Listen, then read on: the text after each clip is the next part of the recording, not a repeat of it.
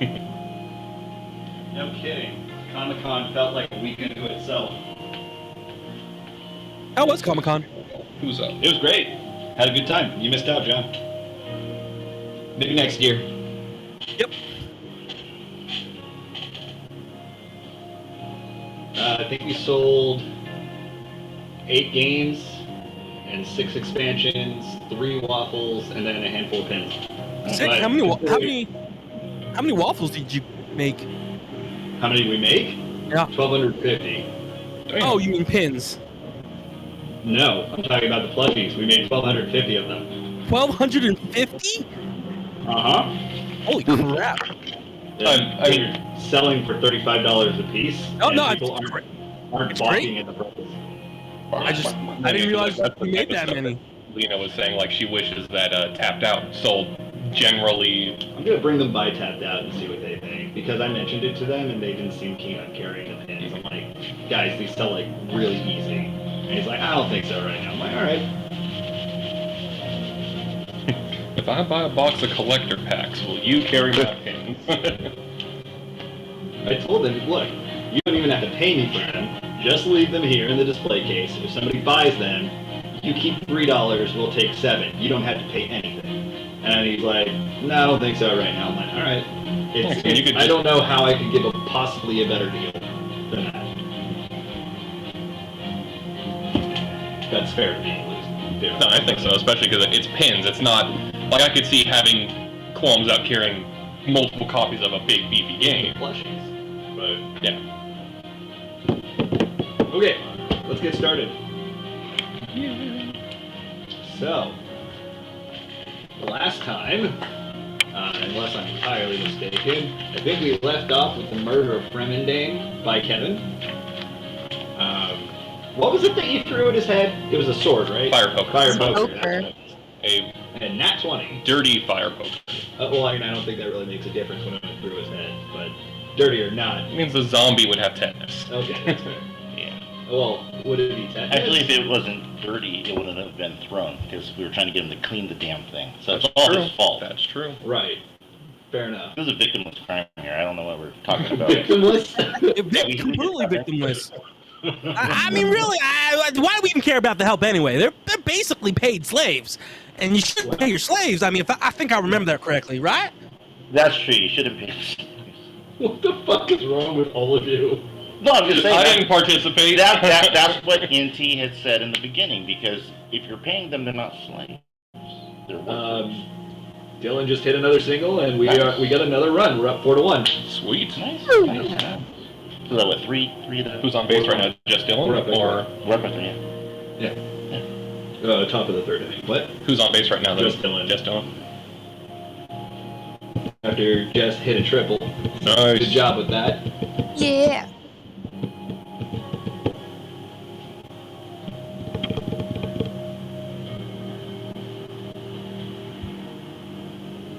Why are GIFs not working on Discord right now? Huh? They're working on mobile. No, now it goes. Alright. You can blame Sony. Poker face? Oh my god. She posted the Lady Gaga GIF. Oh, I didn't even see that. That's so funny. Oh no. That's so great. I'll be Poor honest, what's his Tombstone. face? Fremendane had the best poker face. Oh my god, that's so I terrible. liked him. He was fun. I liked him too. It's not that I disliked him, but clearly he wasn't cleaning up as he should, and he needs to catch things that are thrown at him. I think that's just the basics. Okay, well, anyway, you found Sid's room of shame, or his family's room of shame. Hidden room that you had to input a code of sorts, a magical lock, to get into the room, to reveal it in the first place. And once inside, you found a frozen moment in time. A little bit too intense music, come on. You found a frozen moment in time from 400 years ago when Sid's ancestors were concocting some strange rituals and experimentations in here. Going through, you found a series of books some of which were magically protected, some not so much. You found a footlocker with some strange goo in it and a key at the bottom. Yeah, and then when you were leaving, I don't think anything really strange happened until you killed your manservant. Just raised the floor back up. Raised the floor back up, went upstairs, killed the manservant, freaked out some of the help, convinced some of the help that he was possessed, and killed by a creature from below. Yep, ghost to ghost. There you go. And then got ready to prepare for a party, because that's what you do after murdering your house steward. Alfred. What was that? Poor Alfred. Alfred. All right. I can't remember his real name, so I'll just call him Alfred. Remending. Dale for new house steward. Alf Remending. And now it's Beatrice in charge? Now Beatrice is in charge. So get the bat, please. I'm just... And I'm pretty sure we melted down the body. We dissolved it. No, you stuck it under your bed, didn't you? No, I know, but then we had the new housekeeper go get the stuff to... Yeah, that hadn't happened yet. Okay. It hadn't happened yet. She went to go get it when we stopped the last session. And Millie had put some of the goo on the body to see if it did anything. And it did. Nope. Okay. Well, with that... Where's my music?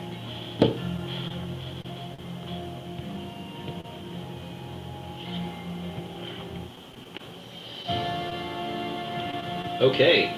What would you all like to do? What time of day is it? So, I believe I said that you spent quite a bit of time downstairs, and it was already afternoon when you went there, so early evening. Hey, Millie, could you do me a favor? Could you write a note on the door that says, do not enter, we'll check with the help tomorrow? Like on a piece of paper or whatnot? Not actually on the door, because then that would be, I don't know if you can get that off. Just to help get out. All I'm saying is I don't want anyone to go in my room, because I'm working on something there. Don't dead, open inside. I can't. If you're writing something on the thing, this is why I'm asking you to write the note. It's.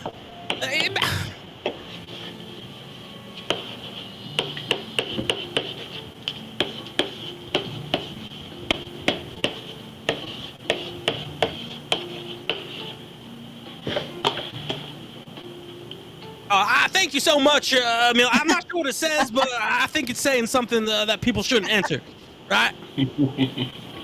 Well then. Yep, and that is a note she writes on his door. Like on the door? On a paper on the door. I like the other way better.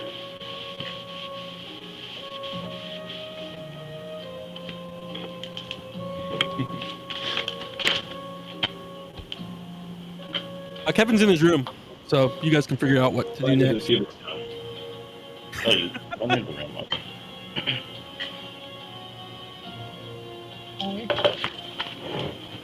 So, Sid. what happened tonight?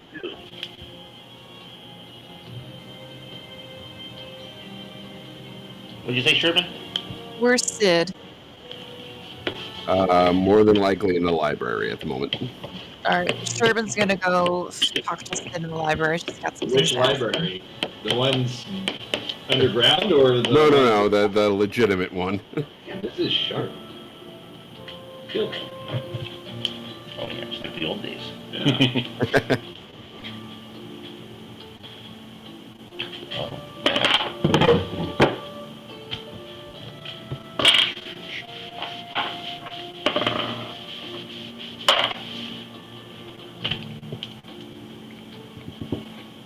So Sid's in the library, Sherbin's in the library, Kevin's in his room.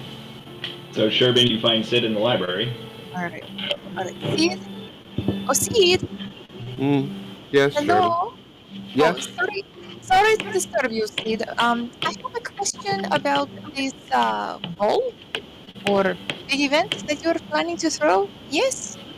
Yes. Yes. Are you sure you want me to attend this as well as Genbu?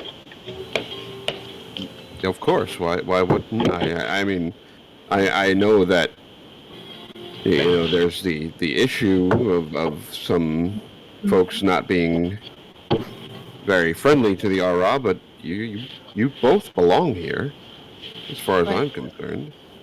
Well, I truly appreciate that. I do. I'm just more concerned for you. It might be political and social suicide if you have us attending at the ball. Well, I seem to come from a family of dark repute, and there was a murder in my house not about a half hour ago, so I'm not so concerned about that at the moment. All right. All right. Well, if you're all right with Gendo and I being there, we'll do our best to support you as best as we can. Oh no, I'll Uh, be staying in my room. As far as I'm concerned, you guys have as much a claim to this house at the moment as I do. Genbu just walks upstairs and goes to his room. Stand in the mirror for 3 days. When is the party? I don't know if the recent events are going to push that back, but Might be better to push it back. I mean, depending on which houses you want to invite, you have to make preparations for them. They need to plan to come here, get their outfits ready. We need to make sure we have all the food and the entertainment. well, I mean, before Fremendane took over the planning, Beatrice seemed pretty intent on getting it set up herself, so it's possible that she's got a plan. You think she could pick up where he left off? I feel like she's got a better chance than any of us do. That's fair. All right. Well, good talking to you. I'll see if I can find her whenever she comes back from her assignment. Yes, yeah. And see, And- maybe some of us need to get some better party clothes. I don't think that'll be a problem. Okay. So Sherman's gonna go and leave Sid to his device. What And time you're of day? waiting for- you're waiting for Beatrice Early to get back? Huh? You're waiting for Beatrice to get back? Yes. The new steward? Okay. The new head of staff. Just so you know, Poe, since you mentioned that your family was of ill repute in the past, there were rumors of strange things happening, but they never fell out of favor. So it's not that they were ill repute, it's just that there was gossip about them, just like there is about any other major family. Just so Like you the know. Kennedys. Especially Kennedys. So what happened when I tried to go in the vault thing to read books? Well, was that something you wanted to do during downtime? Did I miss that? I asked you during downtime and you said no, not during downtime. Okay, so you went down to the room and you tried to open it. However, the magic which seemed to have operated the walls previously seemed to be completely vacant from the room. Oh, not Sid's vault. But I remember when we were going around the town and That vault. Sorry, mistaken. You're yeah, we talking weren't about- allowed to go in because of the visitors or whatever. Right. Okay, you can go there. You're gonna walk through town to get there. On your way out of the Vernalane Manor, you actually see Int and Dale sparring in front of the Athenium Astrologica, and Dale's just basically being kicked around like a ball, but having the best possible time. Seems to be having fun. Brotherly love kind of thing going on. Much to the delight of the Boys. Astrologians who are on break and just watching. What was that? Oh, boys. No. So they wave to you as you pass, and you go towards the vault, which is basically the head of the city, at the very center, the very top of the city. And there are guards outside of the vault, once again, who stop you, say, state your business. I was told that I could go in and read the books. And who gave you this permission? What's his name again? Who's Justinian and Emmerich? Yeah. Okay. Sir Emerick. I was part of the crew that, killed the dragon that was killing everybody. Yes, just one moment, please. And you see them, they kind of start trying to whisper to each other, and one of them goes inside. Wait here, please, the other says to you. About 5 or 6 minutes pass, and the guard returns, and in tow there is a priest of sorts. They're wearing the robes of clergy, and they have a kind of a bald cap on. They're not really a bald cap, but the imagery. It's like it's kind of like a yarmulke but larger. I don't really know what the word for that hat is. Skull cap. Skull cap? Okay. Skull cap. Thank you. And this tall Elizin looks down upon you. Would you be Mistress Lanfifi? That's me. Yes. Lord Amaric did state that you had permission to enter the vaults. However, there are restricted sections that you are not allowed in. Your clearance for the sections that you are allowed to read is up to level 3. Do you understand? Right.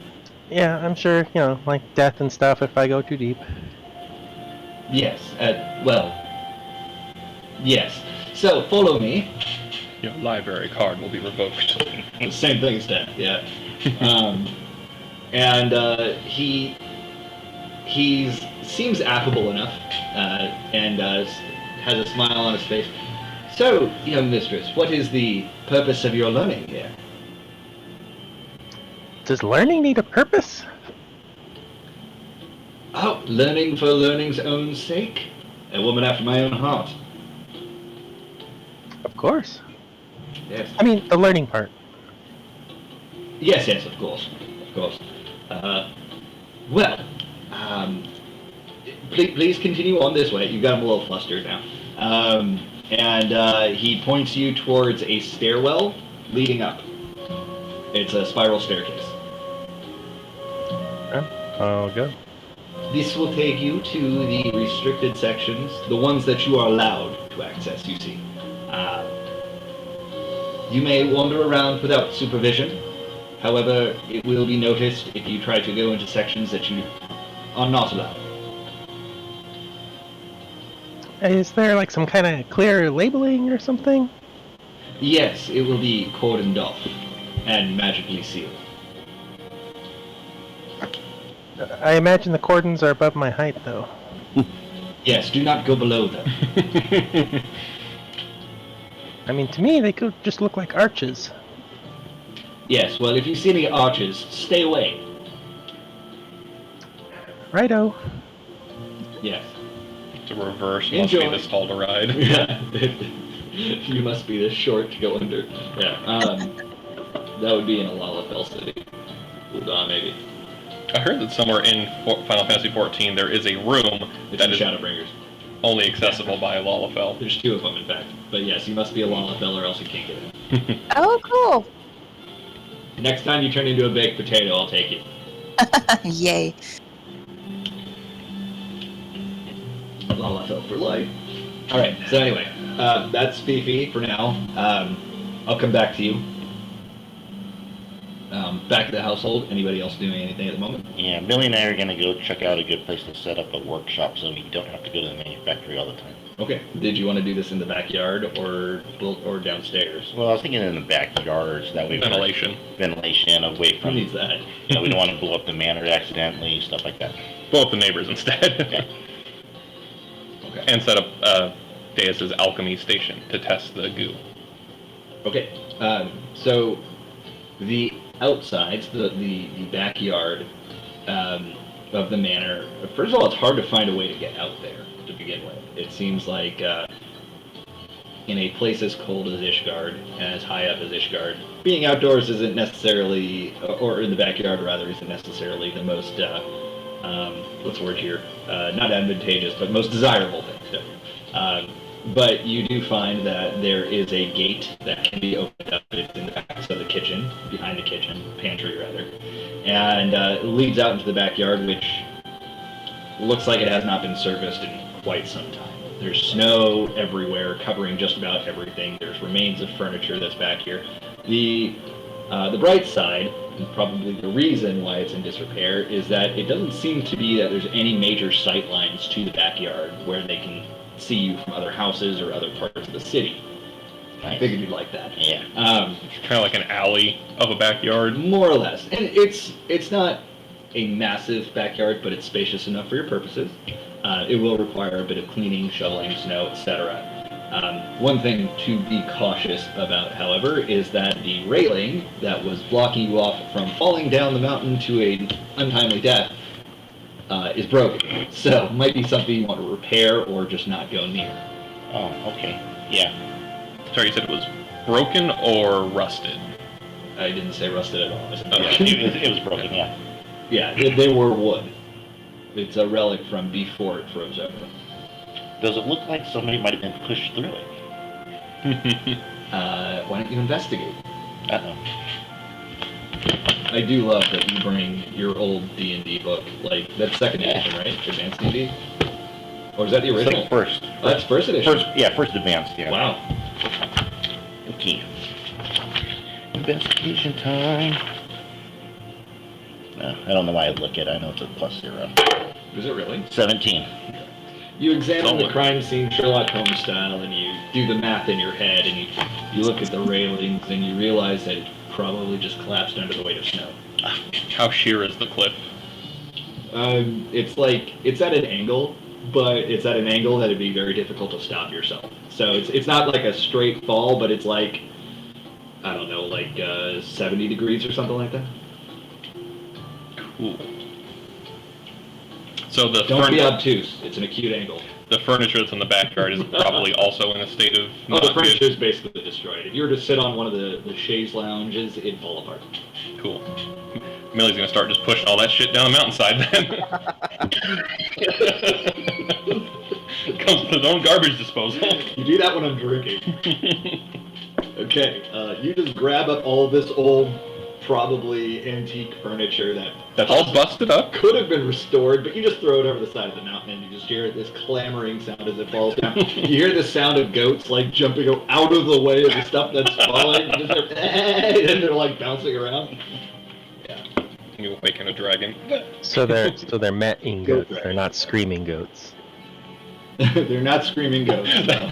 How great was it? You throw something down the mountainside and you hear a humanoid scream come back up, but it's the fucking goat. It's the goats from Thor. Oh, that's a great idea, Melanie. I'm going to help you do that. I'm going to help her, and I'm going to be complaining that, well, I wish Kevin was around when you needed him. Wow. Okay. Well, you shove all this stuff off the side and manage not to fall yourselves. I won't make you roll for it. But it takes you the better part of an hour to do so. And by the time you're done, when you turn around to look, you see that standing in like the windows of the manor, you see all kinds of waitstaff just watching you do this. They're just like standing out there. There's like a good 15 of them, just like, the fuck is going on here? All right, they clearly didn't care about it, so we're not about to. Yeah. Fremendane turning in his grave. I mean, Oh, you mean under Kevin's bed? Yeah, exactly. Turning under Kevin's bed. It's like a zombie magic fingers bed now. Now Kevin's never going to get rid of it. Oh my god. Let's get a visual. Okay, so that takes the better part of an hour. Fifi's still in the library. Let's see, I guess that would be Sherbin is the only one I haven't dealt with at the moment. Okay, so you notice that a lot of the staff had stopped what they were doing, and a lot of them are looking in the backyard. Just kind of like whispering, not whispering, but like quietly talking amongst themselves and pointing, and then you hear a lot of giggling, and you hear somebody say, "Oh my!" Things of that nature. after a little while, you hear the front door open, and coming in, carrying jars, some of which have like literal skull and bones painted on them. Oh, You see fantastic. Beatrice come in, and she looks like she's straining under the weight of some of the chemicals that she's brought back. Sherbin's gonna rush over and help her with some of those. Oh, it's no bother, milady. No bother. It's like, oh, don't be silly. I can see you straining from all the way over there. Let me help you. Let me take a few. Okay, this one smells particularly awful, and she hands one off to you. And then she's like, oh, and this one, it's got this weird sloshing motion. Here you go. And then so now both of you are carrying a few of these tubs of chemicals. Then where did you want to take them? All right. Did they say where they wanted these? Did they? Kevin was the one who requested. Yeah, I asked them to be brought to the bathroom. Next to his room. One of the bathrooms, yeah, with the tub. The one I probably was using. You're on the 3rd floor, right, Kevin, or was it the 2nd floor? I can't remember. I didn't really choose a floor. Like, whatever. I don't know. I didn't really choose. All right, so pick 2nd or 3rd floor. I'm trying to get it in my head. Yeah, let's do 2nd floor because Kevin wouldn't want. It's too fancy. It's a fancy house. A little bit too fancy for my taste, but Fair enough. Does the house have a dumbwaiter? Is that the guy I killed? I mean, that couldn't count. I rolled a nat 20, so yes, it does. Yay! Smart thinking. Yeah. Nice Kraken All right. there. Now I'm wondering how. Well, No, it's a 6. well, darling, if you go to the floor where Kevin is at, I'll take these to the dumbwaiter and I'll lift them up to you. How's that? What a wonderful idea. I wish I had remembered that we had one. It's as if it Most just of the appeared. ladies are smart. Oh, all right. Well, okay. So, Sherbin, you help to lift up these 6 containers of chemicals as requested by Kevin, and I think Kevin had somebody else suggest that to him, right? It wasn't just Kevin's idea, was it? Yeah, Fifi was gonna help me. And Fifi. That's right. Okay, so the ones that they requested, lifted up and placed inside of the bathroom near Kevin's room. Beautiful. All right. Excuse me. Could you do me one more favor, if possible? Would you be able to send this to Chingy? He's one of my husbands. He's in the Azim Steps. Could you take this to a delivery mogul for me? And I hand her the dragon scale. Oh, yes, of course. Would it be all right with you if I get a spot of tea first? It was rather cold outside. Absolutely. Not a problem. You warm yourself up. Okay, thank you so much. And she takes the dragon scale. Ooh, heavier than I thought it'd be. And then she goes into the kitchen. Beautiful. Sherbin's going to not go up and see what Kevin's doing. Probably why. She's going to go where the other staff are to see what all the commotion is about. Okay. So you on the 2nd floor, looking out of one of the windows, you see a collection of some of the staff that are there, and they kind of scatter as you approach, like going. They're like, "Oh shit! Shit! She's coming! Look busy!" kind of thing, right? But they get out of the way, and you look out the window, and you see Millie and Deus in the backyard, and you just in time to catch them chucking what appears to be an old metal grill off the side of the mountain. What? Is this going to be an outdoor party? I'll have to ask Sid again. For a sense of scale, how big is the backyard? Are we talking like an average house backyard because of how not prioritized the backyard would be? It's like a half acre. Okay. Yeah. Not terribly huge, but not small by any means. Yeah.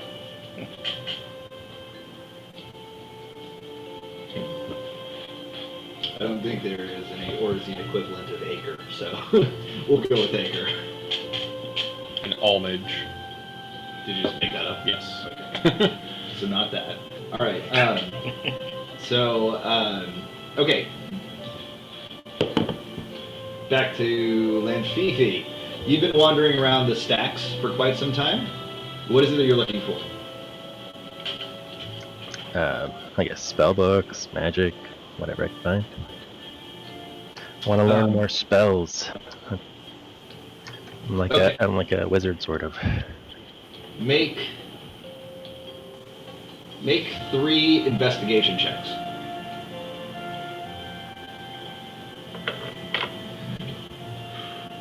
Excuse me.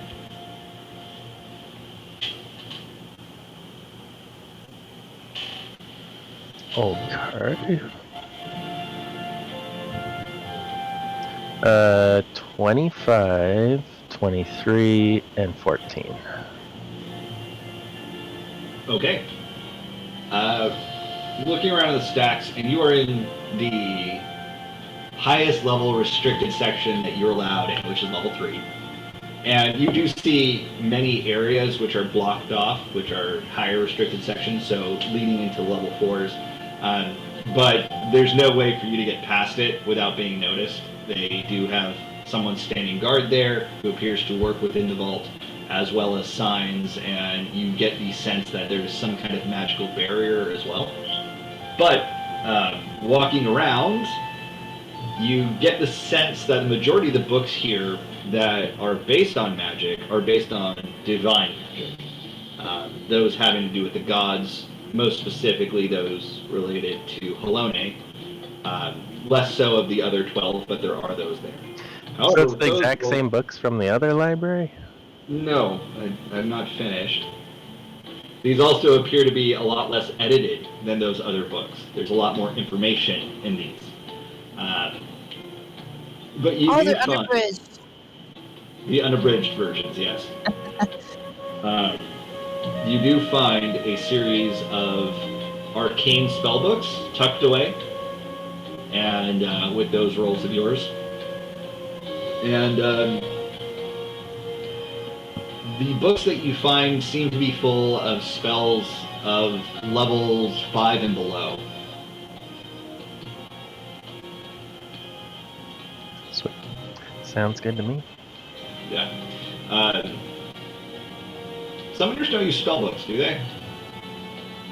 They do. Okay, in this, they're identical spells. They're right? arcanists, which are essentially wizards. Right. Yeah, so same cost, same time, all that stuff. For whatever reason, I was thinking that their spellbook was their Familiar. Yeah, but no, it's all. I think that's Pathfinder. Pathfinder witches. Yeah, that's what it is. Okay. All right. So looking through, you are able. I will allow you to choose 1 or 2 level 5 spells, 3 level 4 spells, and 4 level 3 spells to copy into your spellbook. Just let me know what they are, run them by me, and I'll let you know if it's okay. So wait, one more time. 3, 4, 5 or something? 2 level 5s, 3 level 4s, 4 level 3s. 2, 3, 4, 5, 4, 3. Now you're just saying numbers. Here, I'll put it in chat. We'll probably need the reward from Amaric before you can afford the scribing cost of all that. Because it's not 2, cheap. 3, 4, 5, 4, 3. Yeah. I mean, I haven't used any of my money really for anything. Yeah, but like I think it's like 10 gold per spell level, plus 2 hours per spell or something like that. Correct. So you're going to be in here for a while, and they won't let you take the books out. So you'll either have to come back to continue, or stay in here for... Well, I'm assuming I did this while everyone else is doing their downtime stuff. But if this is longer than all that... Well, I think it takes hours per spell level, right? Yeah, I'm looking it up. I think 1 hour per spell level, so 5 hours if it's a level 5 spell, right? Yeah, but that's for 1 5th level Yeah, spell. 1 level 5 spell. Well, how long was the downtime? How long were we doing stuff? I don't know. It's technically there hasn't been any actual downtime yet. Okay, it's worse. Each level of the spell is 2 hours and 50 gold. So for a 5th level spell, that would be 10 hours and 250 gold. You don't have to do it all right now. Just find the ones that you really want, do those first. But I will say that Beatrice would have said that it'll take a minimum of 4 days to get everything in order for the ball. So you have a minimum of 4 days. Could be longer. Okay. Make sure you eat something and stay hydrated. Hey, I went to college. I never understood the gold is because you're learning a spell. No, it's the materials. It takes magical ink to scribe the spells. And you also need parchment of a certain quality. I'm sorry, that's a stupid mechanic. It's the only thing that really keeps it balanced. Compared to other Yeah, I stuff. get it. Yeah. Or else people would learn like a million spells. No, I'll just take the 2 months and learn every single spell. Yeah, well, like that's what you could do in 3.5 in Pathfinder. Like, I got a scroll. I'm ripping it off the scroll and throwing it in my spell book for no cost. I mean, that's more logical to me. Just saying, it's just more logical. Hey, whatever. And that's also why wizards specifically get a discount on that for whatever their specialized school is. So, like, if you're a divination wizard, it's half the cost and half the time compared to the other schools of magic.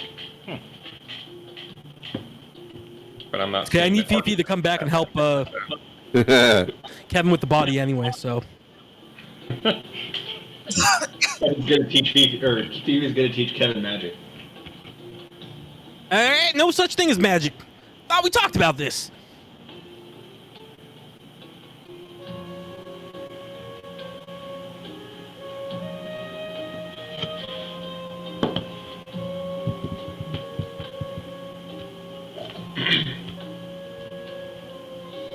Sorry, 1 second.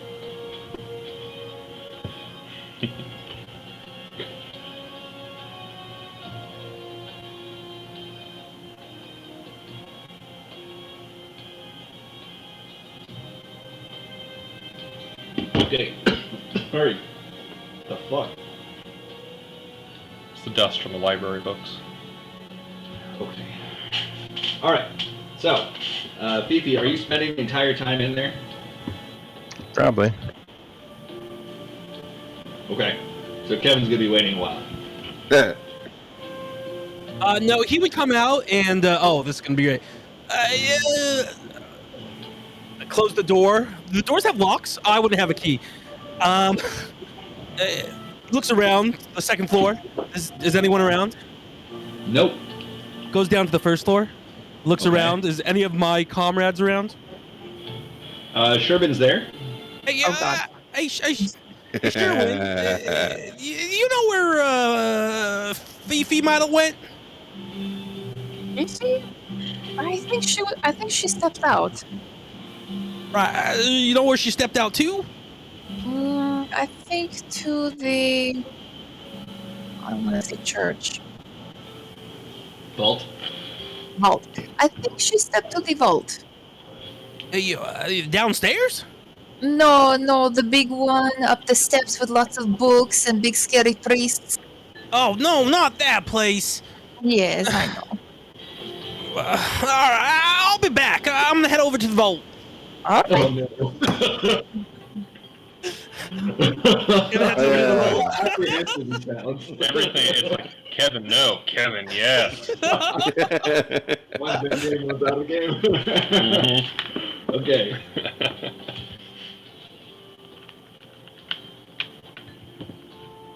Ooh, can Sherbin go to a dressmaker in Ishgard? Get herself like a nice proper fancy ball Are gown? you going by yourself, or are you... No, Bring she's her. gonna need an escort. Okay. Well, Sim just happens to be coming downstairs at that moment. Yay! Oh, see, Yeah. could you do me one more favor?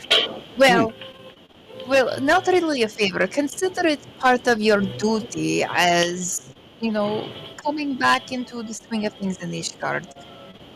Since you'd like me to attend your ball, I want to make sure I make a good impression for all your fancy friends. So, what do you say you and I go take a walk to one of the best dressmakers in the shard. Sure. Mind if I find Beatrice first? Sure, not a problem. The more the merrier. Okay. Are you going looking for her? Yes, please. Okay. You find her in the kitchen, and she's like furiously scrubbing her hands. And Master Alsto, how may I help you? Please don't mind me while I clean up. No worries. I was just wondering where we were on the signet items I had requested. Refresh my memory. You wanted it basically with the Verlaine House crest on it? Yeah, either badges or rings, either way. Right. I believe I said I would get your rings. I've put in the order with a goldsmith in the Jeweled Crozier a few days ago now. They'd likely be ready pretty soon. Once I got cleaned up, I was intending to go run errands down there anyway. Well, I'm going to be heading out with Sherbin now, so I wouldn't mind going and taking care of it. Are you certain you do not wish for me to run your errands for you? Oh, no, absolutely not. I'm able. Where are you going? I believe Sherbin knows her way around the city a bit. You're there, Sherbin, so are you to confirm or deny? It's like, why are you so curious about what your master's affairs are? I just want to be able to help. Could I point you in the right direction, perhaps? Like, help, or do you want to have a bit of fun and gossip with all your other little maid friends? So they don't like me very much, especially not now. Well, I'm pretty sure they would if you had some new hot goss to share. Do you have anything I could share?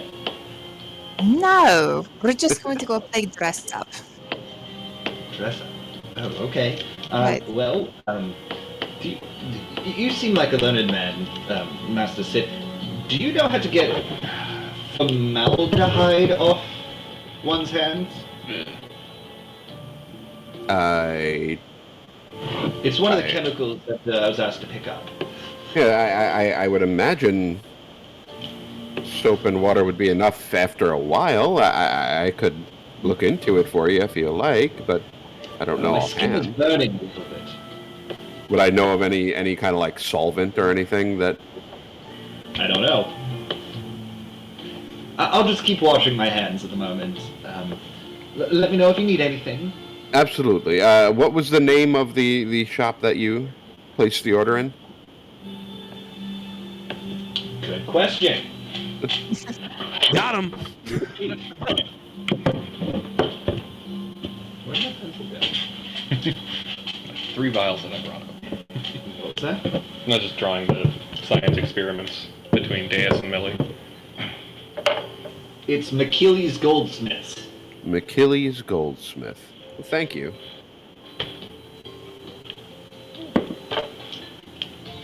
This one sheet of names for various races has come in so handy for me. The MVP, most valuable paper. NPCP, most valuable non-player character paper. PCP, yeah. PCP, Teams on PCP.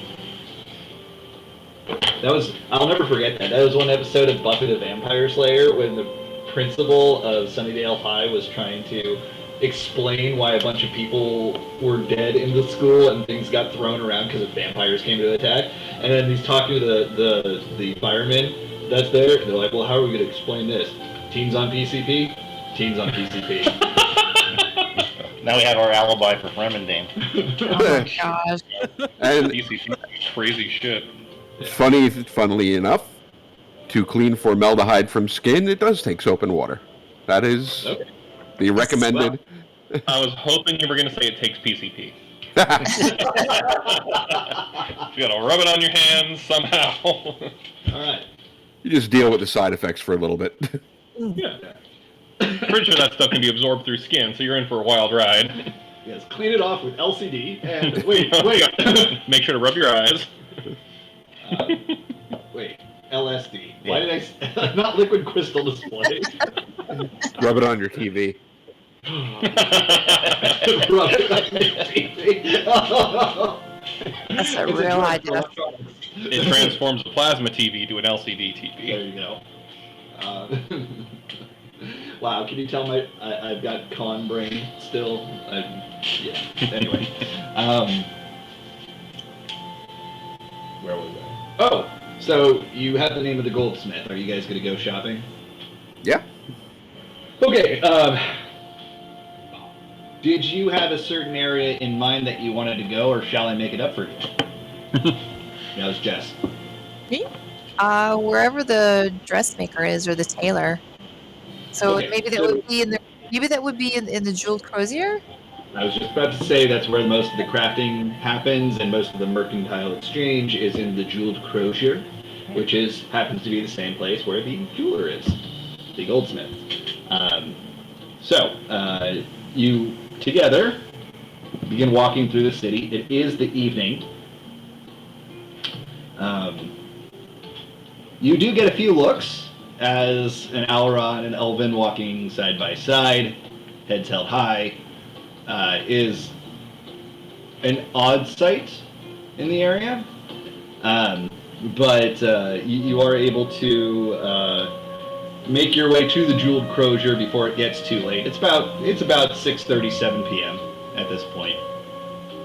And as you arrive, you see smoke and steam rising from chimneys. You hear the hustle and bustle of a very lively city, the sound of hammers hitting anvils. You hear the hissing of metal being dunked into water and other solvents.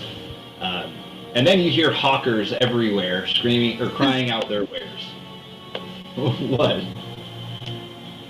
Okay, I'm taking the dog out, so keep going on the storyline. I'll be right back. Okay, you hear somebody taking their dog out, and so it's a very lively area, and this area seems to attract more than just Ellison. You see all kinds of merchants from various places around the globe here. You see a Lalafell shivering, wearing garments from Ul'dah, not properly suited for Ishgard. But still trying, like you could see them shivering, but they're trying to put on a brave face while they're dealing with somebody. Inching closer and closer to one of the fires, the braziers that are out there, and eventually you do find McKeely's Goldsmiths, one of the shops that's there, and less so a shop, more so a hole in the wall with a stall in front. So as you approach, you get the idea it probably wasn't the most upscale or expensive place to go for this. So it was just most likely what Beatrice knew.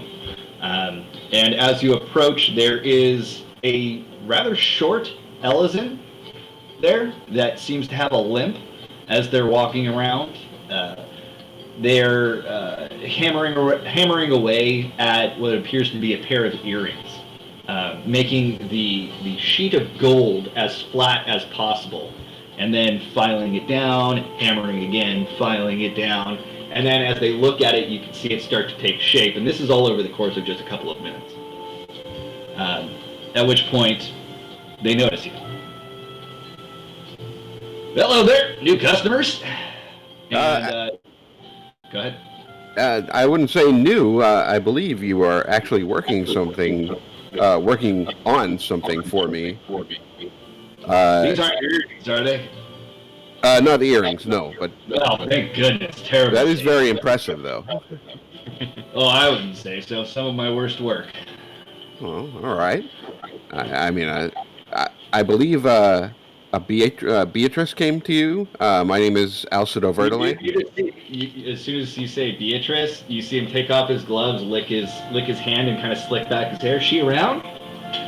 No, she's at the Verdelay Manor. Oh, you must be the boss man. Yeah, I guess you could call me that. Okay. Well, I was kind of hoping to see her again. You know how it is. Oh, of course. I mean, I was out, and I figured I'd take something off of her plate, but I'll tell her that you asked for her. Oh, yeah, all right, yeah. You should do that. You should tell her that for sure. But I think I got what you mean. Vertaling, you said it was, right? That's With correct. Oh wait, that's a V.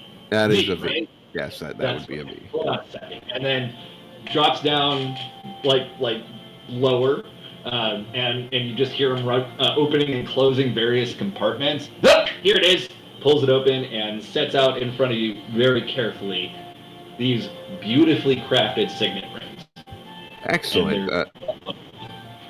Now, was payment given up front? No. Can I insight check that? Yes, you may.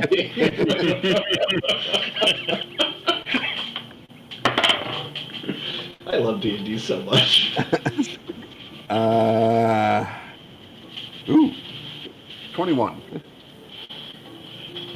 Just kidding. Beatrice paid me.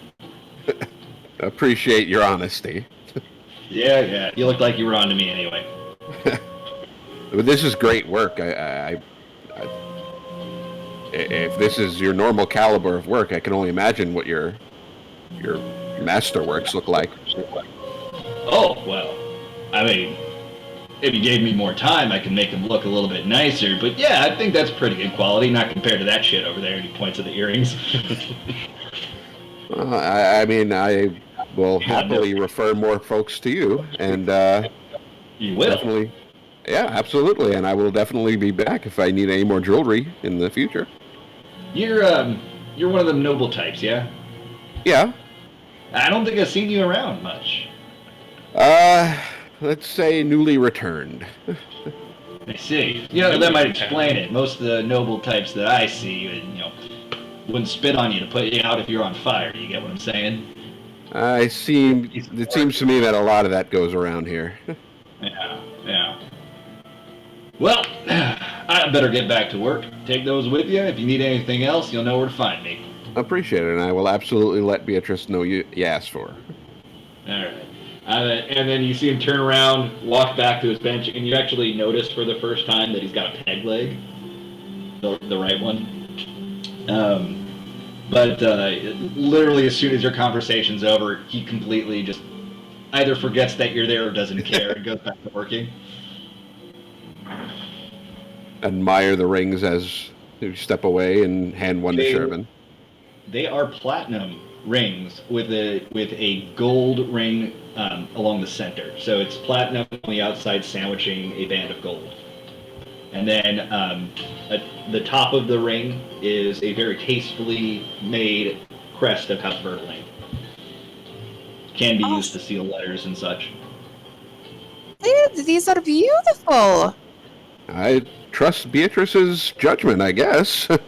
Oh, wonderful. Whatever did you have them made for? I had them made for all of you. Really? Yeah, I mean, look, this nobility thing is not something I'm comfortable with. But as far as I'm concerned, I'd rather have you people around than half of the people that I'm reading about in my family. Oh, Sid, that's so sweet of you. Sherman's trying to see which ring or which finger will fit the ring. If it'll fit. When you put it around your ring finger, it resizes itself to snugly fit. Oh, nice. Awesome. Oh, it's wonderful, Sid. It's absolutely wonderful. And it's the perfect size. What did you just put on your finger? What is that? Hair clip. It's a Oh, little okay. hair clip. Okay, about the same time this is happening, Fifi, you finish scribing one of the spells into your book, and you get up, you stretch a little bit, and you look over to your side, and you see that there's a steaming hot cup of cocoa and a small bowl of soup that was laid down next to you. Aw. Aw. I'm back, by the way. I don't know if I said anything. Welcome back. I wonder if this is typical or if this is some kind of weird mating ritual thing. Oh, Jesus. Don't make it weird just because he's a priest. Ew. Yeah, anyway. Alright, so Sherbin and Sid, while admiring the ring, you walk around the jeweled crozier a bit more, and you find a shop called The Little Prick, and it's got like the sign, it looks like it's, so at the end of the K, it loops around like thread with a needle attached to it. Where all the nobles go to get their cod pieces made. Wow. I don't think that's a seamstress that would do that, but sure. But you've heard of this shop, if not ever been there. But you knew that when you were at the Athenian Master Lochcom, many of the well-to-do Ishgardians that were studying there when they would attend noble balls would talk about getting a new dress from this area. Right. So, Sid, did you want to get yourself something as well? Yeah, go ahead. Well, I feel like the items that they have for me at the house are a bit outdated, so maybe. I think poor Fremendane's idea of style might have been a bit out of touch. Yeah, come on. Let's at least get their measurements, just in case you change your mind. All right. Sure, please. Thank you. It's been a little while since I did. Can you put a couple of the monsters in there, please? Thank you. Okay, so you walk inside the shop. There are 3 identical Elysian women working in the shop. And all 3 of them are sitting, like with a foot or 2 in between them behind a counter. And you see all of them working, sewing, almost in unison as they're working. And the middle one looks up. Welcome, welcome. Well, don't just stand there in the door. Come on in. Sherbin nudges Sid so that he can go ahead of her. Hello. Nice evening we're having. We were hoping maybe we can get some clothes made or measurements taken or something of the like, if you're not too busy. Well, we are always busy, but we can certainly make some time. What is it that you're looking to have made, and what's the event? It will be a ball in honor of the return of the Verdelaine house to Ishgard. Verdelaine. I'm not sure I'm familiar with that one. It's been a bit defunct for the past 400 years or so. Well, that would explain why I haven't heard of it, I'm sure. All right, so you're both looking for dresses, both looking for suits, one of each? Well, I would prefer a suit. Sherbin here is welcome to wear whatever she likes. Yes, yes. Okay, is there a fashion that you're looking for? We know all of the styles from all around Eorzea. We even know some of the Far East. I don't think a kimono is really your style. Whichever style would best suit an event like one of the noble houses making a return. So formal but not too stuffy, a bit glamorous but not too flashy, classy. Classy. You know what, that's a lot better than most of these stuck-up pricks around here ask for. Don't tell any of them I say that. Wait, you're not a noble, are you? Oh, you are a noble. Okay, don't tell any of your friends that I said that. Right. Oh, right, Sid, I am practically a noble. I have a ring to prove it. Okay, don't tell any of your friends I said that either. Okay. I think I have an idea of what I can make for you, sweetheart. But what about you? And she points at Sid. I can't really put my finger on you. I believe I'm still wearing the whole black coat with the chocobo feathers, basically. Oh, right, right. Are you wearing the out-of-date fashion underneath your coat, or? No, I think when we went to go and on our mission, I just went back into normal clothes. Well, that's a very rugged look you've got on. Do you want something similar to that?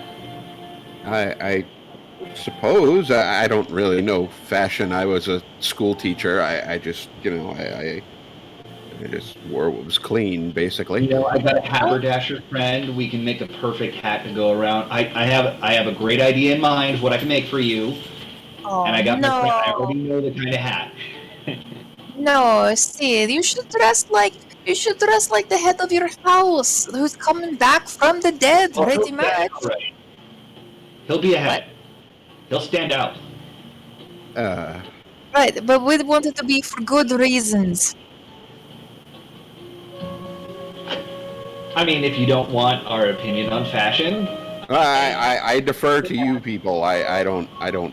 Like I said, I wear chalk stained shirts and work pants half the time. where's that in fashion? Nowhere near here. Oh, okay. Well, how soon do you need it?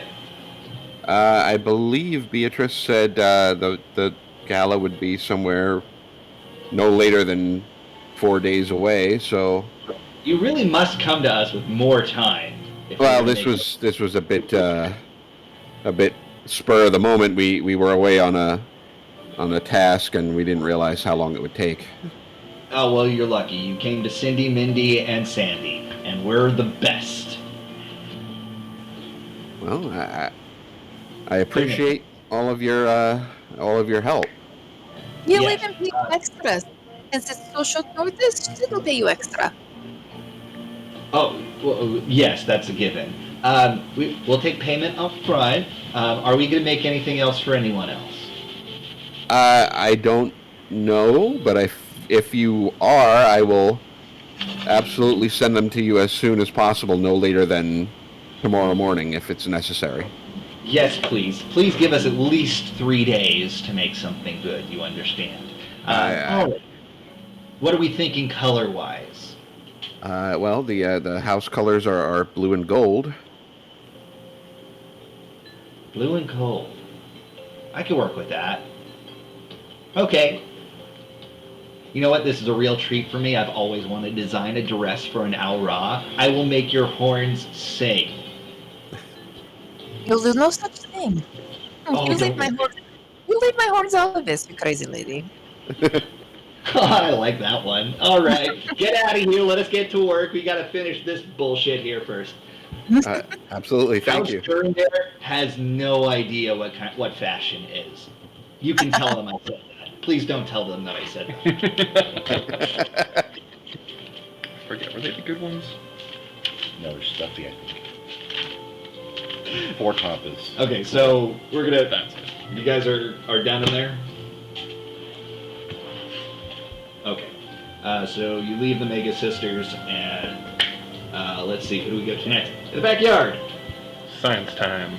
You have cleared out the backyard of everything necessary and unnecessary to throw over the side of the wall. You probably killed more than a few goats in the process, and whatever else happened to be unlucky enough to be at the base of the mountain at the time.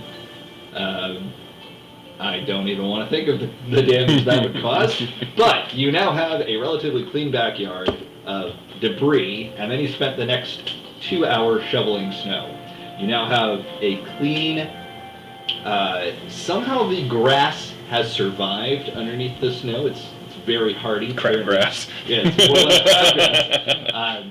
But it's there's not really any foundation here, any stone foundation. So did you want to do something about that, or just work directly on the grass? We should probably have some stones, Millie, to put down, because in case something flammable happens and there's a conflagration, we don't want it to catch fire to the grass. To the quarry. Sure. So you're not going to find necessarily a home improvement area in Ishgard, but you can. Lies. There is totally a home improvement area in Ishgard. That whole zone where everybody's going through all the materials of the housing project.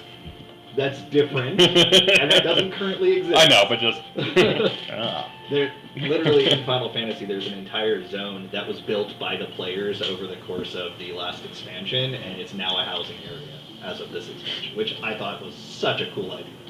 But bunch of daily quests to go give materials for and then stuff. craft stuff and turn it in, and they're like, oh, here's a bathtub for one of the houses that they're building. Here you go, that kind of thing. It's actually really cool. I like what they did with it. But yeah, so that's a new zone. Okay. Well, since it's going to take some time to get some flagstones here, maybe we should just do a workbench. I was gonna And do some say, science. you could hire a contractor to build the backyard for you. Yeah. Sand. Yes. Okay. In the meantime, you could potentially buy bags of sand, sure. It's going to take quite a lot to cover the backyard, the area. Just need enough for a work spot for right now, because we're not forging right now. We're just working on the alchemy Mark station. off 1 gold collectively between the two of you, and we'll say that was enough for as many bags of sand as you need. And you guys just spend the next hour pouring it out over the crabgrass and leveling it out so that you have a small space where you can work until you can hire contractors to make it Nice. nicer for you. Maybe put like an awning over the top with like a fume hood so that you guys can still do your work outside, but underneath the elements, and then still have the smoke go out. I actually really love this kind of thing, planning like the house design. Anyway, Oh yeah, 'cause it's the tent with the hole in the center, and then a smaller tent above the hole, so it can Yeah. funnel out. exactly. But I love the whole designing your house kind of stuff. That speaks to me. That's stuff that I love in these kind of games. That's why I like the Sims. Also killing Sims. Yeah. But yeah. Well, I think the best way to kill a sim is put them in the pool and Yep. move the ladder. There you go. That's so fucked up. It's like, just climb out. What are you doing? I saw something where somebody made a house, but they put a maze of hedges in front of the house so that it took someone. But the person leaving the house would get less than halfway through the maze, and then because they had to go to the bathroom, the only bathroom was in the house, they'd wander back to the house, and then it was just purgatory. They could literally never leave the house because they would have to go to the bathroom. I mean, when I was a sadistic kid, I would put them in a room and then remove the doors. It was just like they're stuck in the room. Yeah. So that's why the Jurassic Park, The combo style. Jurassic Park Roller Coaster Tycoon knockoff was the best, because you could just open the gates and let all the dinosaurs out. Yeah. Roller Coaster Tycoon was great too, because you could make a ride that would literally kill the passengers. Yeah, even if it was a finished, completed ride, it could still kill them. Yeah. It was like, interesting mechanic to program in there. Yeah. I like the ones where you remove the track midway and then they go flying Yep. off into another attraction. Yep. Anyway, So Millie, what would you draw go there? ahead. Sorry, guys. Alright, so Millie's scientific suggestions for identifying the properties of mystery goo as follows. Put it in a jar with an ice cube, put it on a Bunsen burner, and then get a glass rod, charge it with static electricity by rubbing it with a cloth, and then zapping it and seeing if it reacts to any of those three things. Oh, this is good science, Millie. Yeah. I think it's weird science. Weird science. The goo is actually melted down, oingo boingo. Yeah, this is really good. You gotta stay hydrated, so having 500 milliliters of water with an ice cube is a good way to stay hydrated. And then we got 600 milliliters of something over here at the table, and then we have the lizard claw coming out of the ground to get it. Excellent. And then this obviously is Kevin's poop because there's the stink lines coming out. Oh, God. We need to wrap it up in the cloth, and then it looks like there's a pool of 900 something. Excellent work. What? Just criticizing my 900 something. handwriting. I love it. That's really good. We should start right away. Where's Kevin? Oh, God. The mistranslation only applies to sign language, not to science. I did say it was weird science. Okay, so you set up an alchemical station. Yes. Here. Yeah, with all my stuff, yep. You already had that, right? Yeah, Yeah. because Deus has an alchemy proficiency. Were you setting up anything other than the alchemical set? Not right now, because this is just a temporary thing. We want to find out what the goo does. Okay. Yeah, and then any other tests that we can run at the same can run at the same station. Okay. So now I'm thinking, what kind of check do I have you do? Would it just be a I mean, full if- proficiency check? Yeah, we'll say okay. But which skill? Well, because if it's a toolkit, it's proficient. If you're proficient, it's the proficiency plus whatever ability modifier you deem relevant. Yeah. Plus D20, which Well, would probably. I was thinking intelligence, but that's not really what you've applied to your crafting in the past. Well, because for crafting, what we've done in the past is more fine motions for dexterity, whereas this is science.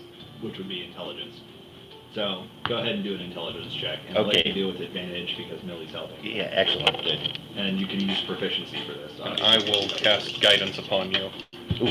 Guidance. You want to use the die that Poe sent me? It's really sharp, and you can blame him if it goes wrong. Oh yeah, this is It's a beautiful. caltrop. Beautiful. Yep. Okay, let's see what the advantage does first here. No. Okay. So Not very good. 12. 12 and 2, so that's 14. Okay. That's on the first check, first sciencing, or is that just So all what is it? sciencing? Well, we can do them one at a time, but tell me what's the first check. Ice, then static, then fire. Yeah. It does freeze. It has kind of a putrid scent to it before it freezes. After it freezes, it doesn't really smell like much of anything. Uh-huh. Go ahead and roll for the second. There's flames. Very putrid.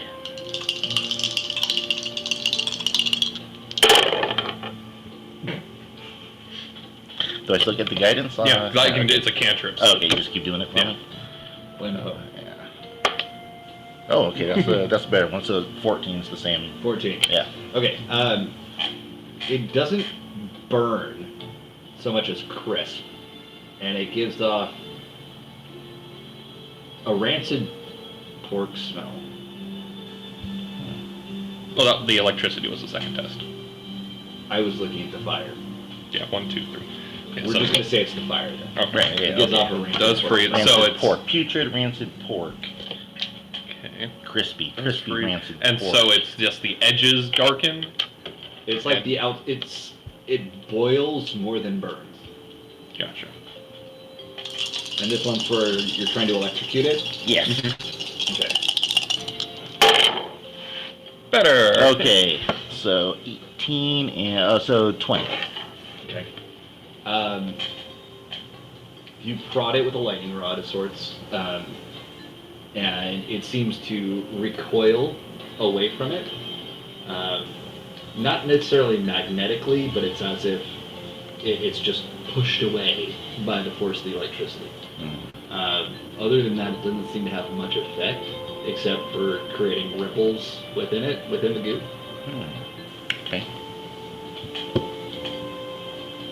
Very interesting, Millie. Very interesting. What if we apply direct flame to it? To a small amount of it. So you're like holding it over a flame, like. Well, like taking a match to it Okay. in like a petri dish, so not a lot. Yeah, you gives saw off that the same thing. smell. Gives off the same smell, begins boiling, and then kind of evaporating, and it leaves behind like a char mark. And this was like a very small amount of it.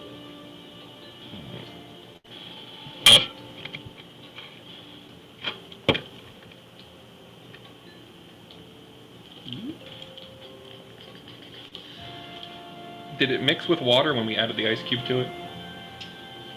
Or did like the ice cube, it froze but the ice cube stayed separate? No, it would have mixed.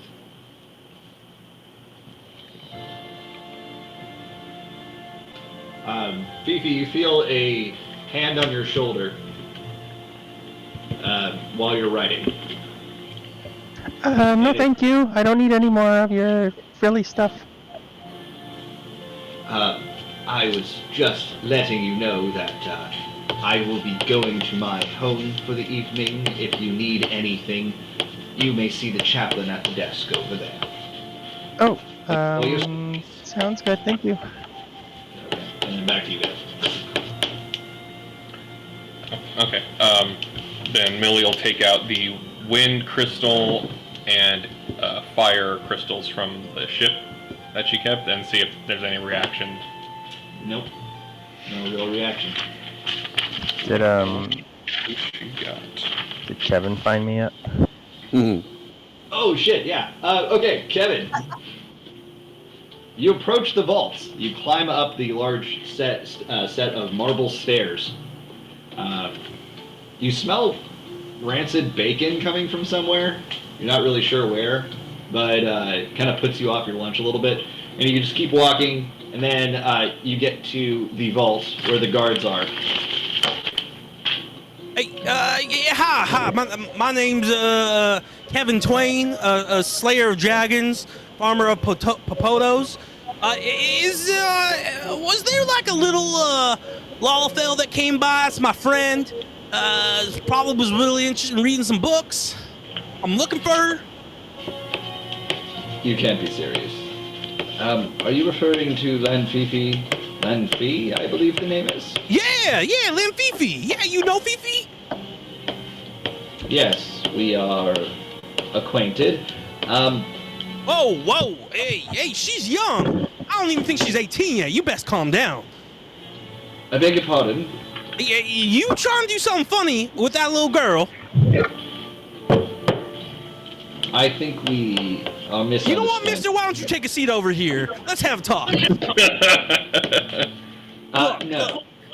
I have standing orders that you are to be admitted to the restricted section, level 3, I can't believe this, of the library, should you so desire. Oh, yeah, that's, Sir Turmeric said something about that, right? Sure. You might. Oh, perfect. What is this place even about? I don't see the point of keeping all these old pieces of paper here. Are you a religious man? Very, yes. Are you a religious man? Of course. Oh. The Fury guides me in everything I do. I don't remember that passage, but yeah, I feel like that's me too sometimes. I get really furious, and I have to kill things like dragons, and it guides me. We don't necessarily kill too many dragons around here, as they are our allies. You understand? Right, except for the bad ones. Yes, except for the bad ones. Helone, please guide me. Follow me, and they lead you to the restricted section, level 3, where you see Lanfifi copying things out of a book on the floor. Oh man, Fifi, it smells like something died down here. It's just books. Ugh, I don't know how you can stand the smell. Hey, sorry to bother you. I know you're probably deep into your book right now, but the chemicals arrived, and I have no clue what to do. I mean, get the big, what is it, ceramic? Get that thing, put it in the back near that junk and crap that they have back there.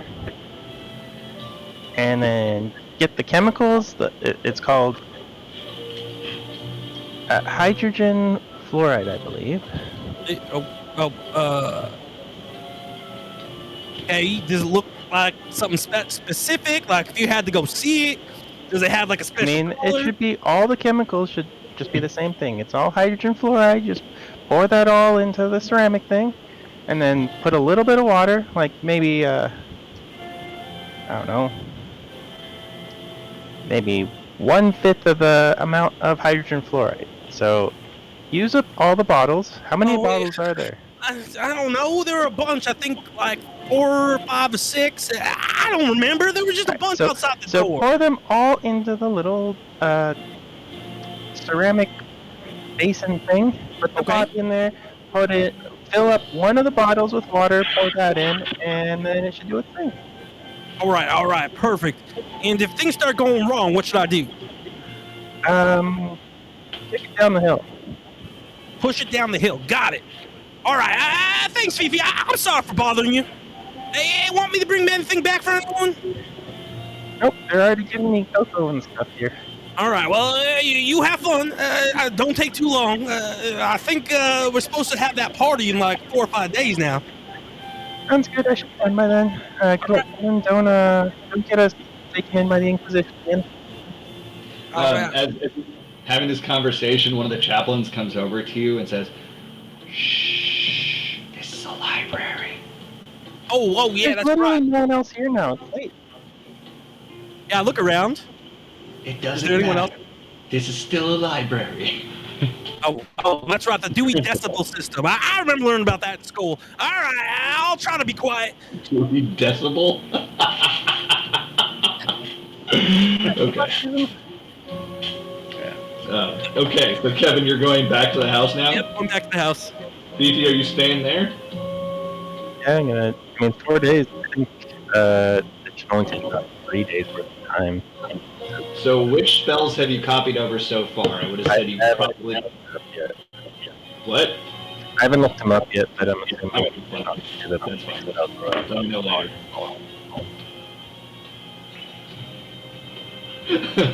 Oh, that picture that you just posted, did you see it?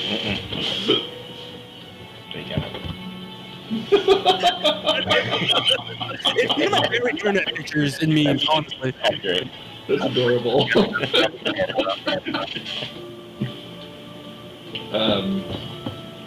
Okay.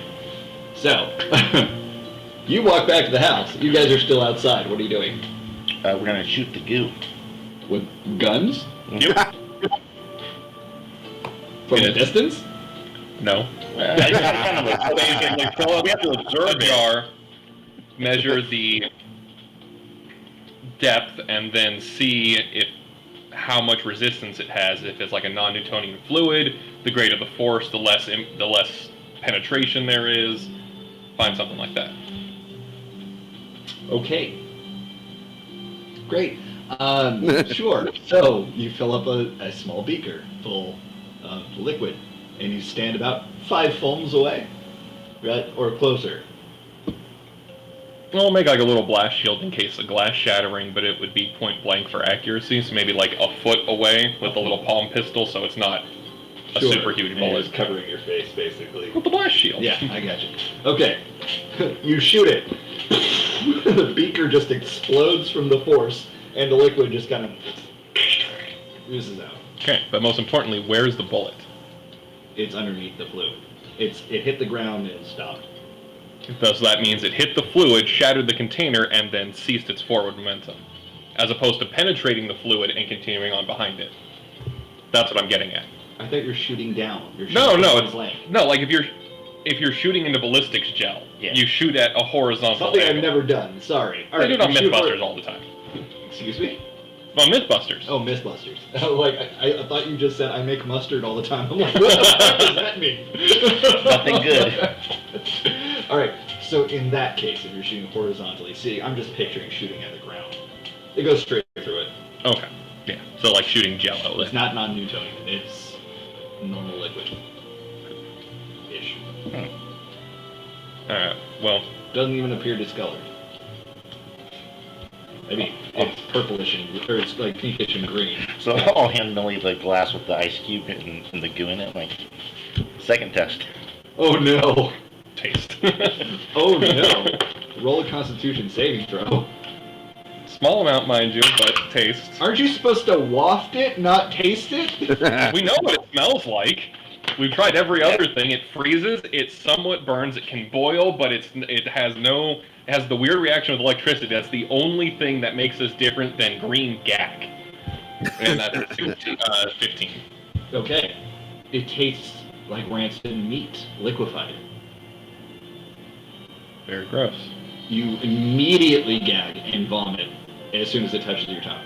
Very gross. Yeah.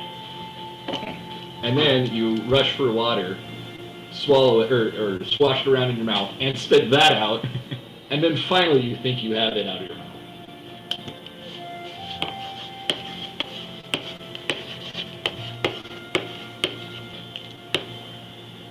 Is that as scientific as... Yes. Okay. I think we might have broken Halifax. They haven't sent in a new pitch after that last single.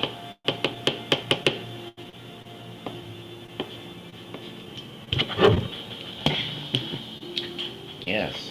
Very scientific depiction of barfing. I want to see your notebooks where you're doing all these tests. Hey, so Millie, what do you think the odds are that this might be one of Sid's relatives?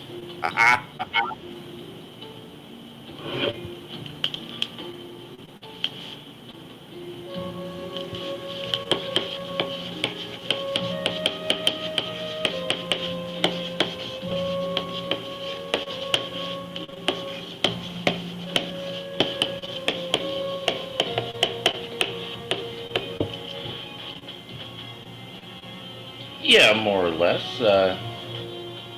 They might have done the spell wrong, and maybe they got mutated somehow. I don't know. We're kind of stepping away from the scientific realm now.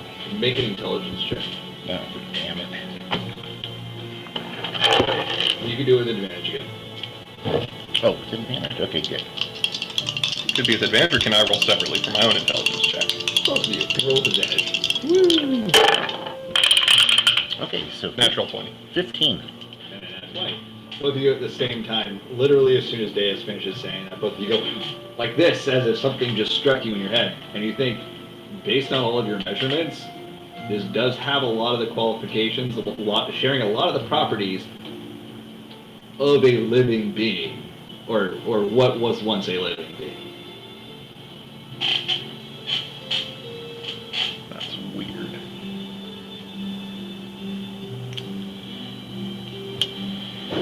You know, aside from being pink and green beauty. And the fact that it didn't completely desiccate over hundreds of years. Mm-hmm. True resurrection. Okay, so I think we should probably try to clean up as much of this as we can, and take it inside and maybe get an urn or something and pour them into it.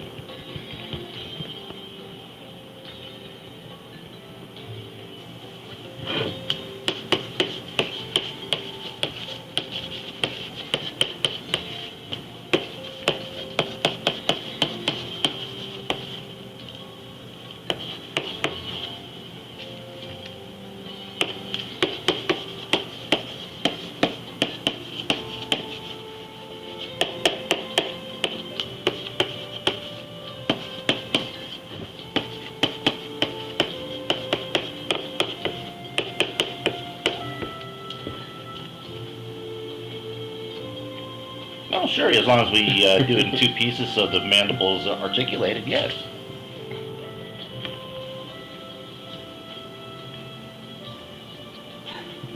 The real D&D science question. That reminds me. So right after the D&D movie panel at DCC, some people that had just come from it came into the game room and they were talking about it while they were playing Overlord.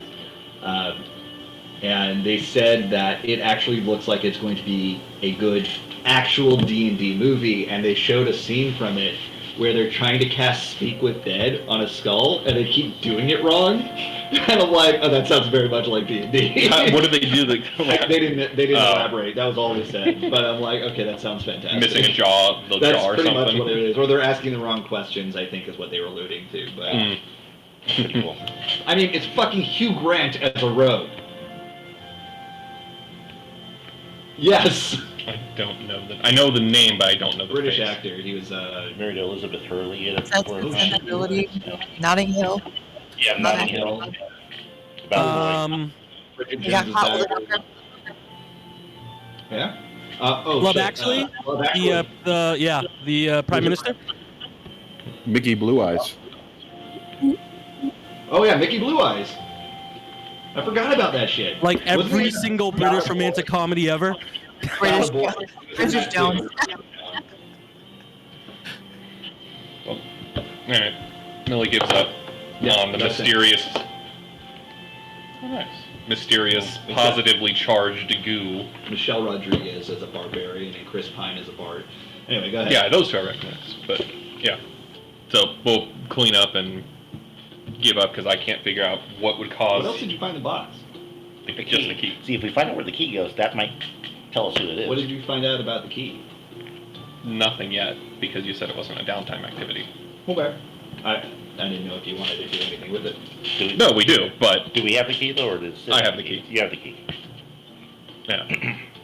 Because it was in the goo. Like, it wasn't hidden beneath the goo. It was literally, like, goo on top of it.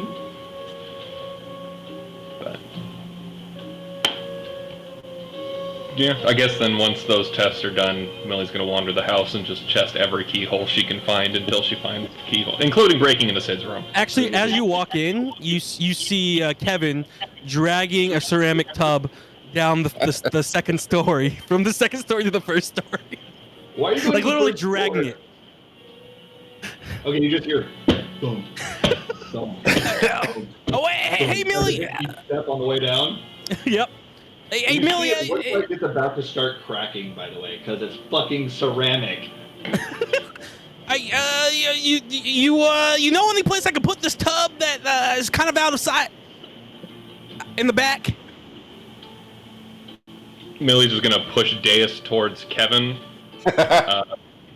She'll walk over and mend the tub, and then go up the stairs to find Sid's room and break into his room.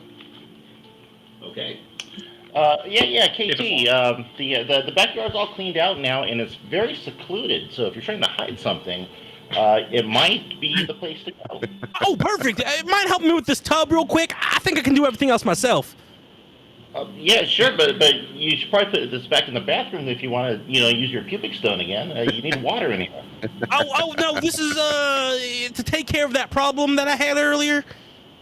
The person that couldn't catch things. Oh, yeah, that guy. Yeah. Okay, yeah, okay, I get it. I'll try to help you lift it, but I don't know how. Between the two of you, it's actually not too difficult. Okay. Ceramic's heavy, but it's shared between two people. By the way, DX, did you see any like person-sized rugs around the house? Person-sized They're rug. all over the house. Oh, Yeah, they're all over the house. I see one right there. Thanks, DX. Yeah. So, are you gonna drop the bathtub and grab a rug then? Is that what you're Yeah. doing? So then I drop the bathtub. I grab a rug. I go back Wait, upstairs. Are you outside or in the house? No, in their little workshop area. Backyard. Okay. Yeah, backyard. I go get the rug. I go back upstairs. I wrap the body in a rug. I huck it over my shoulder, and I walk down towards the tub. Does anyone see me on the way down?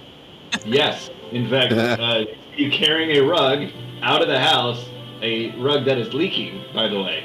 Gross. All over the floor, and you see them very quickly go to get cleaning supplies, and there's like a train of servants behind you cleaning up the little driplets of blood and brain matter that are coming out of the rug as you walk along. Was there any thank you. residual reaction from the goo that was left on him? On whom? Oh, no. Thank you. Thank you. Thank you. Don't worry about it. I'm just cleaning up the mess so you guys don't have to. You're welcome. Too hard with the pubic stone. I had too much fun. They look horrified. Ground ball? I put the rug and body in the bathtub all together. Okay. Then I go get all the chemicals and I just literally start putting them all in the tub. I completely forget about adding water. Okay, literally as soon as you start pouring it in, you just keep pouring them in. It starts overflowing and you're still pouring it in. Yep. But the hydrofluoric acid is what it is. It's just bubbling. Like, as soon as you put it in, the rug itself is melting away very quickly to the point where you can now see the body below, which is the skin is bubbling and sloughing off of the body within the tub. So real quick, as soon as it gets exposed, I'm going to reach in and try to grab the rest of the goo and put it back in the jar. Okay, you take... I mean, it's not terrible. Wait, what, the same goo we were working on? Yeah, then just stick it in the sprain or something and see if it reacts to it. Oh, just like a... As long as you're not reaching into the hydrofluoric acid. You're not reaching into hydrochloric acid. He reached into hydrofluoric acid. Yeah. He takes 5 points of damage because it's on your skin and you have a hard time getting it off. The goo itself just completely dissolves before you take it out. Oh, okay, so I tried. Oh, DX, you okay? Now it's got burns all over your hand. You want me to pee on it? Yeah, I'm okay. This will be fine. Okay, I can pee on it, right? Is that what you're supposed to do with burns? What was that? What was that, KT? Do you want me to pee on it? Is that what you're supposed to do with burns? I can pee on it. No. That's like if you get like stung or something. Oh, okay, good. I'll keep that in the back of my mind. Anyone gets stung, first thing I'm gonna do, whip it out and pee on someone. Oh yeah. Well, I appreciate that. Maybe you can do that later for me. Happy to. The lie? Mm-hmm. Yeah. So I'm gonna go inside and wash off. Yes. I mean, how do you clean off hydrofluoric acid? Let me Baking find out. soda... Is it? I don't think it's baking soda. You need to put a base on it to neutralize I the don't acid. think baking soda's strong enough. I mean, it's better than nothing. Nope, we're just gonna have a tub with a dissolved body and hydrochloric. Contaminated area with copious amounts of running water for about 5 minutes. Yeah, I guess water's enough. Copious amount. Okay. You have lacerations all over your hand. You've got exposed wounds, basically all over your hand from where you stuck it in the acid. The entire hand is basically at least 2 layers of skin have fallen off of your hand. Let's put it that way. Some places it's worse. Should have Sherbin pick you up some gloves from the fancy place. It'll probably scar at the very least, if it heals properly. Okay. Crazy science experiments aside, about, I don't know, maybe like about an hour later, there's the last of the bone inside of the tub seems to have dissolved, and it's now just a swirling miasma of gross liquid in the tub, Kevin. Ugh. I can't believe that worked out. No. All right. Oh, well, all's well that ends well. And I kind of dust my hands off and head on back to meet up with the group. Tub out there? Huh? You're Yeah. just leaving the tub back there? Yep. Okay. Wonderful. Somehow Kevin managed not to hurt himself. Okay. About the same time... Oh, wait, you wanted to break into Sid's room. Sid, there was no lock on your room, is that correct? Nope.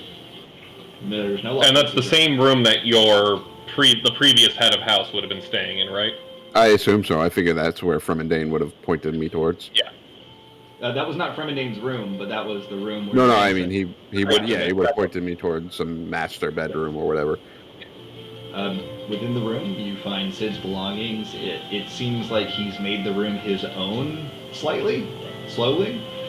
Very slightly. It's like barely, looks like barely nothing has been changed. Just some It reminds pads and... Perfect. It slightly reminds you of his classroom.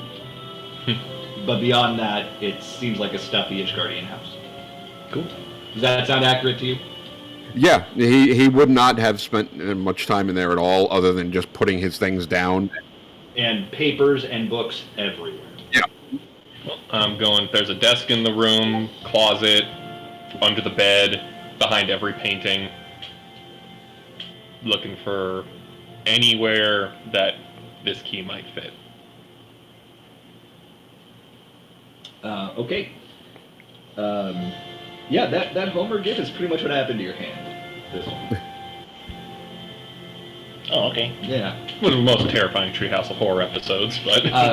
So, there is nothing within his room that appears to be unlockable with that key. Is there anything in the room that looks like it was hidden by the previous occupant? Roll investigation check. 15. Okay. Searching around the room, you don't find anything that looks like it might be locked. There is a curious spot on the wall where it looks like the molding is not complete. But beyond that, it doesn't appear to be a lock. There's like a gap in the molding. Yeah. I'm gonna look at that part more intently. Okay. You may roll an investigation check of it. Any other Or words? specifically for that. 23. Okay. When you look through it, you notice, one, it appears to be trapped. And Fun. you're not really sure the nature of the trap, just that there is something in there. And two, it was very intentionally put this way, but you have no idea how to open it.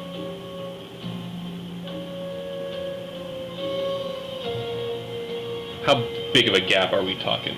About the size of like 3 credit cards put together, like stacked on top of each other.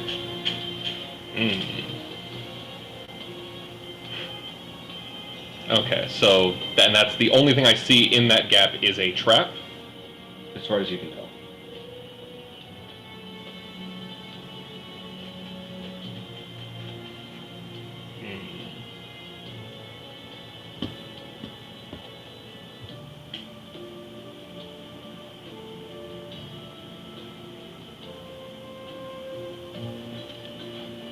And that's not a Keyhole-sized trap.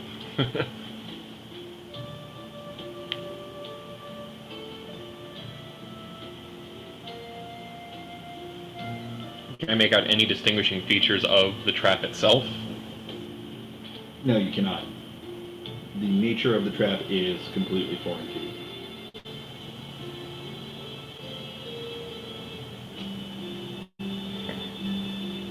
Is Sid back yet? Did Sid and Sherbin I get was back just about yet? to say, Sid and Sherbin enter the house at this point. Cool. I'm gonna go find a Sid. You're finding acid? Kevin found acid. Actually, Beatrice found acid for Kevin.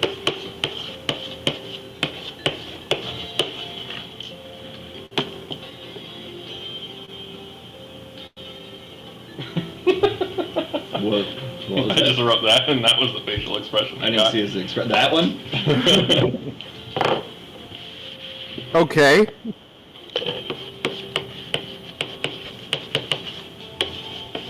I mean, I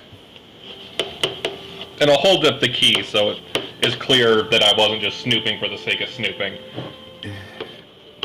Oh, Millie, you cheeky thing! No, you should learn to be a little bit more subtle, though. But alright, you two have.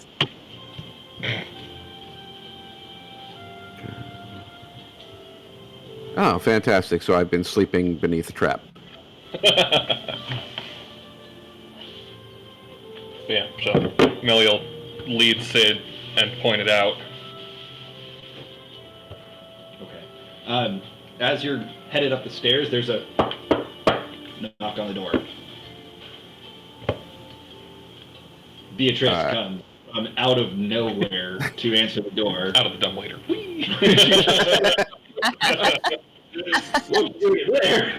It'd work if he was law size. She opens the door. Hello? Yes. You just hear, like, brief pleasantries being exchanged. With their best wishes, and here's the welcoming gift. And hands something over to them, and then she closes the door. And she comes in, and she sets on... You now see that there's, like, a row of tables that have been set out in the entryway, something that you didn't see before, or this wasn't here before. Prior to our trip to the dragon place. Right. Well, no, prior to your excursions in the backyard and their... and Busy them. bees. Yeah. So she sets it down on the table as if she was expecting this very thing. And it appears to be some kind of floral arrangement with a handful of jewels strewn around the bottom of it, and in a very tasteful fashion. Ooh. What? Well, Beatrice, what is that? Oh, it's the acceptance gift from House Durandale. They've accepted our invitation to the gala, and this is House Guardian's RSVP, so to speak. Oh. Do I know what the gems are? Sorry, it's difficult for me to remember sometimes that you're not from around here.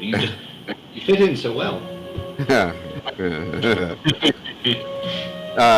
Do I notice what the gems are? Like, are they just random gems, or are they actual gemstones? They are sapphires. There's one very large one, and then several smaller ones ringing a vase full of beautiful blue flowers. Huh. Is blue a color Hydrangeas. associated with Durandare? It is associated with them. Oh, all right. And Many more. I was about to ask. We're expecting from all folks who plan on attending this type of gift. Well, if they plan on attending, yes. If they do not plan on attending, they will return a written card explaining such. Unless they are very rude, in which case they will say nothing at all. Yeah, well, I wonder what Emirate will send. I bet you do.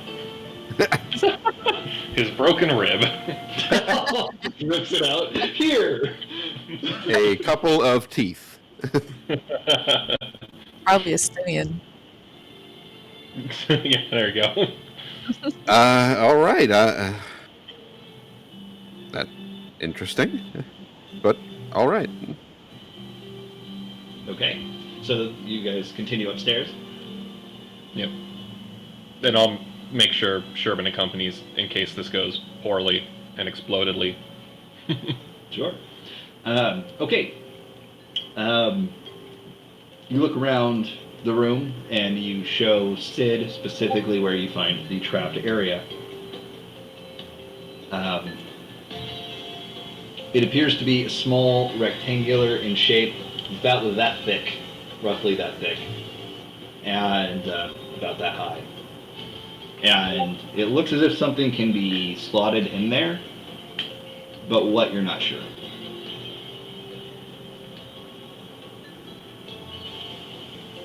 Where is it exactly in the room? It's next to the fireplace. Okay. To the left of the fireplace.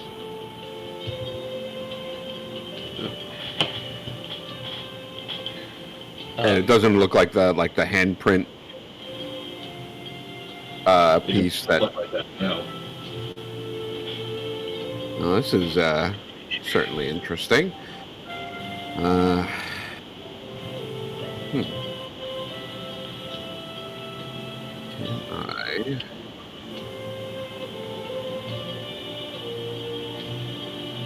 This is your room, Sid?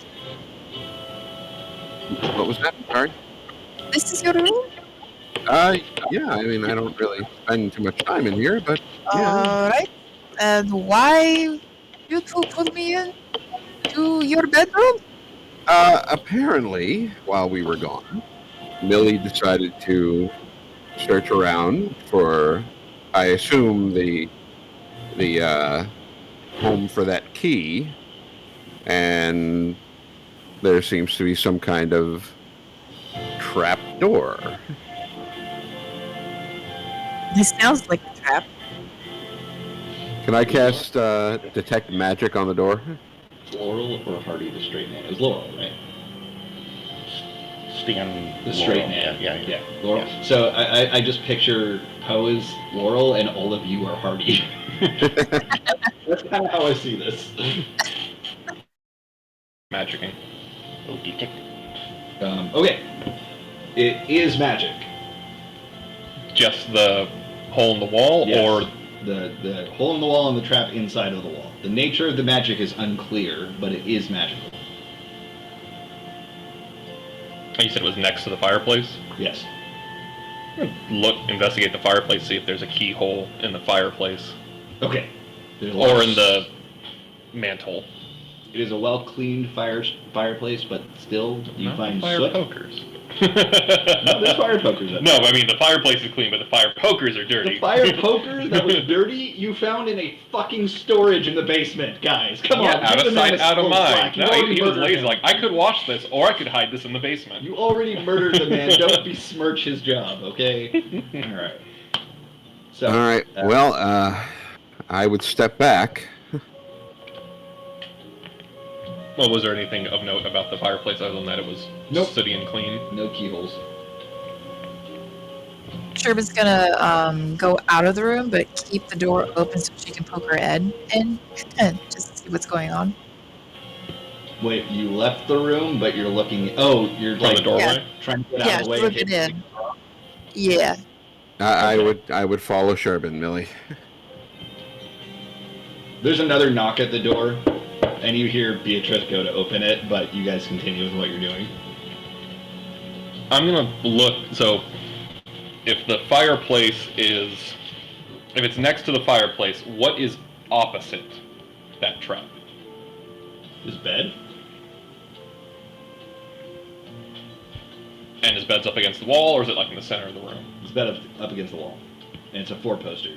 Of course.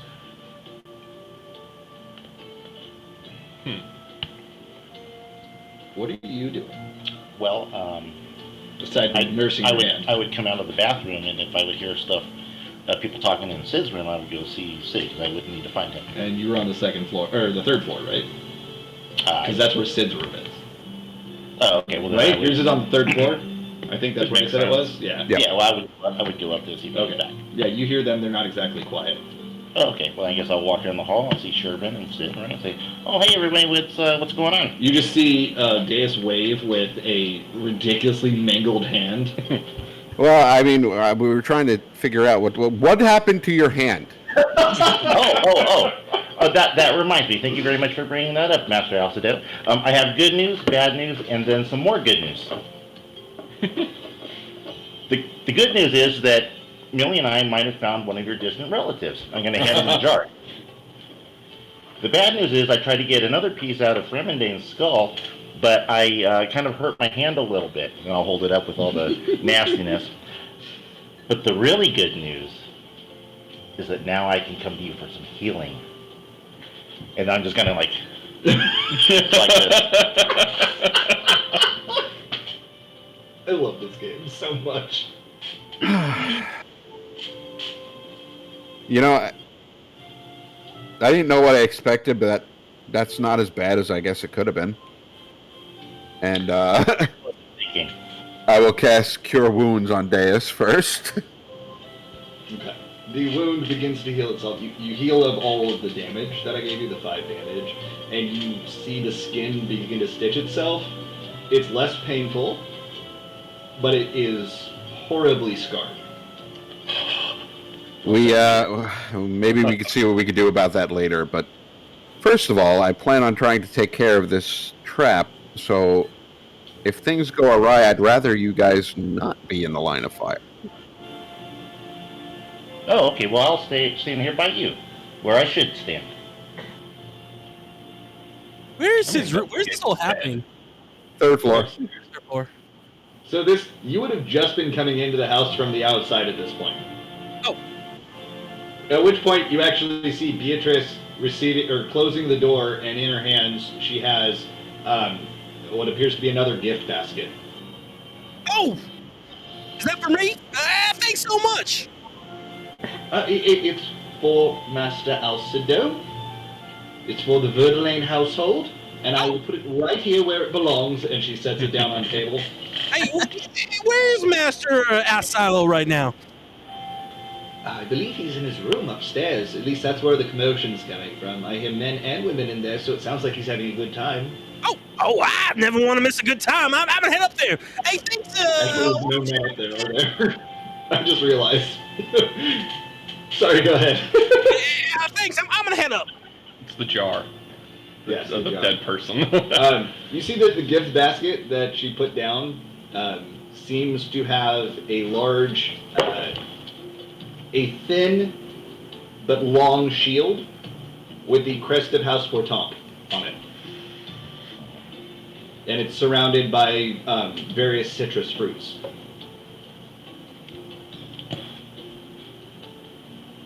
I get upstairs. Oh, hey, Master Asilo. I took care of that thing. So everything's good now. Okay. What did you do with it?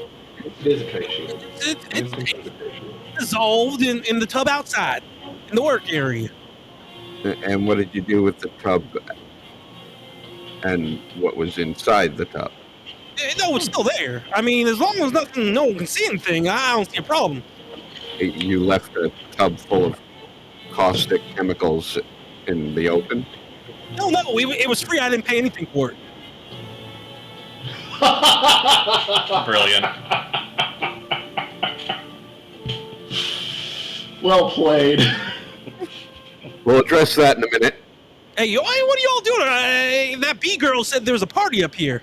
It may be if this goes wrong. All right. If nobody's going to move, I'm going to cast Dispel Magic on the door or on the trap. Move. I was investigating the bed just to see if there was a trigger for the trap in Go the ahead. bed. That's a sick shield. I wish I 13 had on that shield. It is a 6 shield. You could actually get that in game. What was that? one. 13. Okay, you don't spot any kind of trigger. Cool. I'm gonna hide under the bed while Sid does his thing. Underneath the bed, however, you Dust find mites. dust mites. Damn it! You know me too well. And the fact that they're a creature in Final Fantasy XIV too. The Spriggans. Yeah, you're right. Yeah, they are right. Yeah. So anyway, you cast a spell magic. Go ahead and roll a d20, and I believe you're going to add your spell attack modifier to it.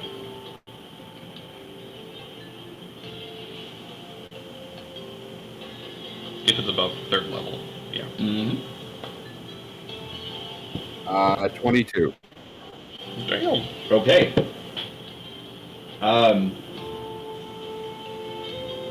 You're not sure the nature of what you just did, but whatever the trap was, it no longer seems to be active. I think we're safe. Wait, safe? We were unsafe? Apparently, there was a trap door in my room that I was unaware of. Well, then you gotta be careful. Hey, that door? I point out the molding. Right about there, Kevin.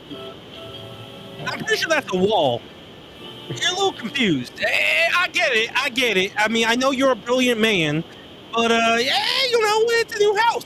Sometimes I get confused as well. I'll move over and try to push the wall or somehow maneuver the wall, see if it moves in any way. Roll a strength check. That's what I'm great at. It's not bad. Let's see what minus is, though.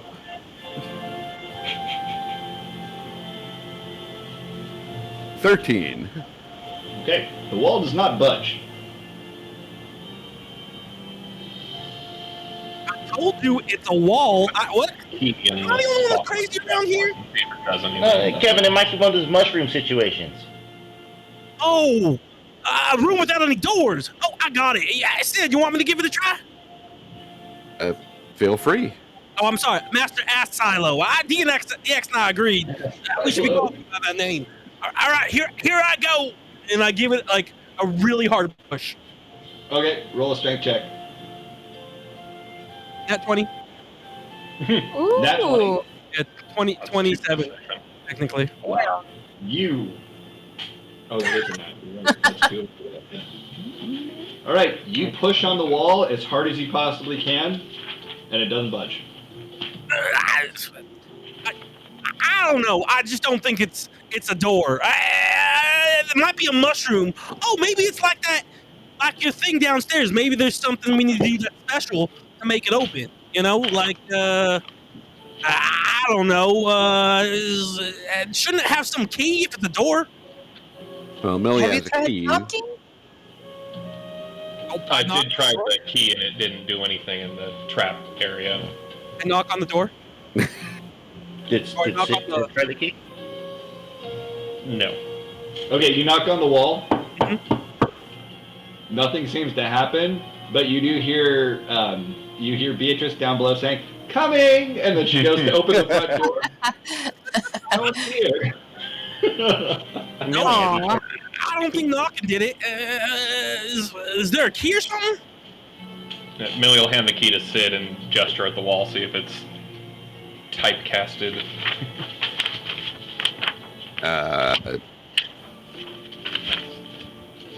I'll touch the key to that rectangular thing and see if anything happens. No, it does not. Does the key have any pinging on his detect magic? It does not. It is not a magical key. Cool. Hey, you wouldn't mind if there was a hole here, right? Because it's a door, so if there was another hole, it wouldn't be the most awful thing, right? I suppose that would all depend on what's on the other side of the door. Oh, Is as it long as no very- one's sitting there listening, I think it should be fine. Is the key very nondescript? The key is nondescript. It appears to be an iron key. All right, so isn't any. You know how sometimes with keys they have like those weird crests at the end? Twist them There's in? no crest at the end. It just has the teeth. Okay. Are there any books inside this room? investigate. There's lots of books all over the floor in this room, in fact. Not on the floor, like in like shelves. I think you said you basically cleared out the shelves. I just didn't touch anything. He wouldn't have messed with anything other than putting down his stuff and. Okay. You did look at the books in here before, and none of them appeared to have anything of value in them. It was mostly just histories and Ishgardian stuff. You saw a couple of ledgers.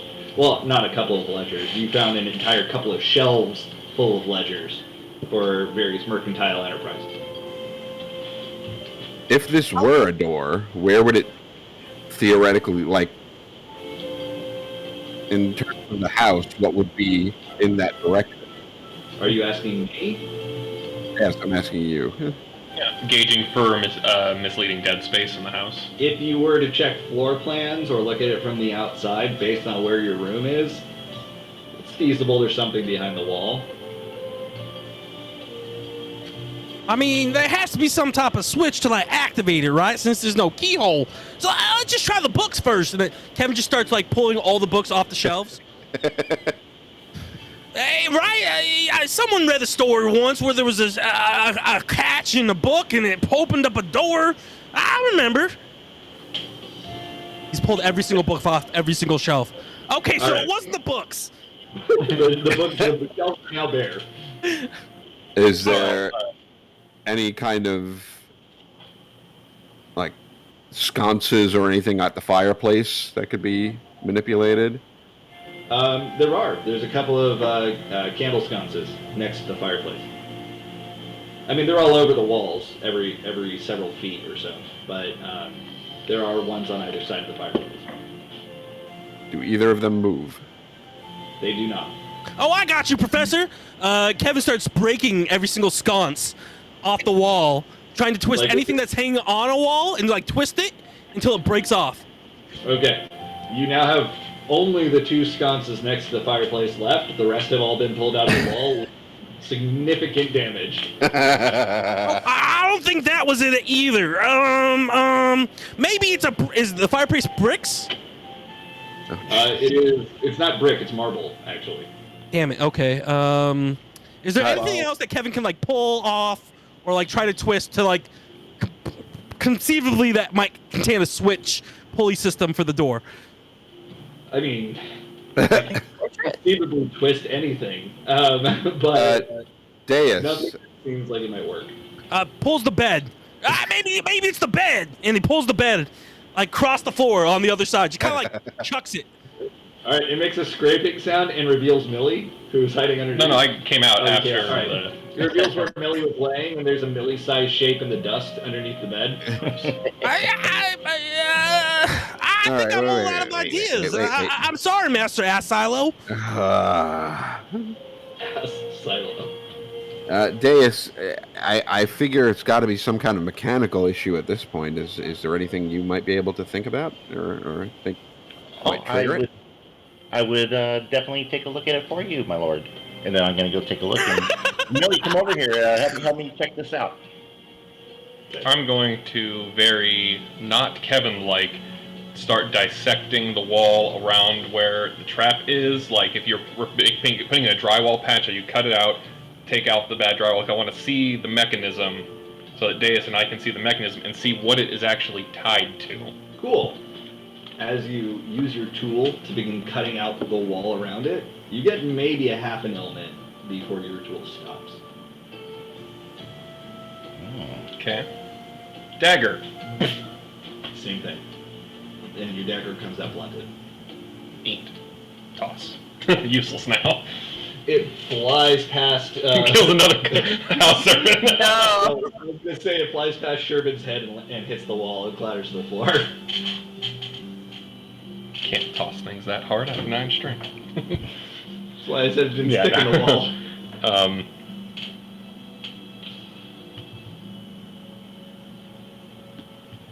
Is that a Panic Room gif? I haven't opened it yet. Yes, it is, of course. No. All I saw was Jodie Foster as it's getting ready to open, and there it is. I pull out a chisel from the kit I'm assuming we would have in our smithing tools and motion Deus start chiseling away at that half. You said half a... What? What was it? Half an elm. There we go. Just start chiseling away at that fake exterior and see what exactly. It was a real exterior. Right, but it's covering something. Just see what the material beneath it is. The entirety of what you cut out, there is a black-gray substance, a very hard black and gray substance behind the wall.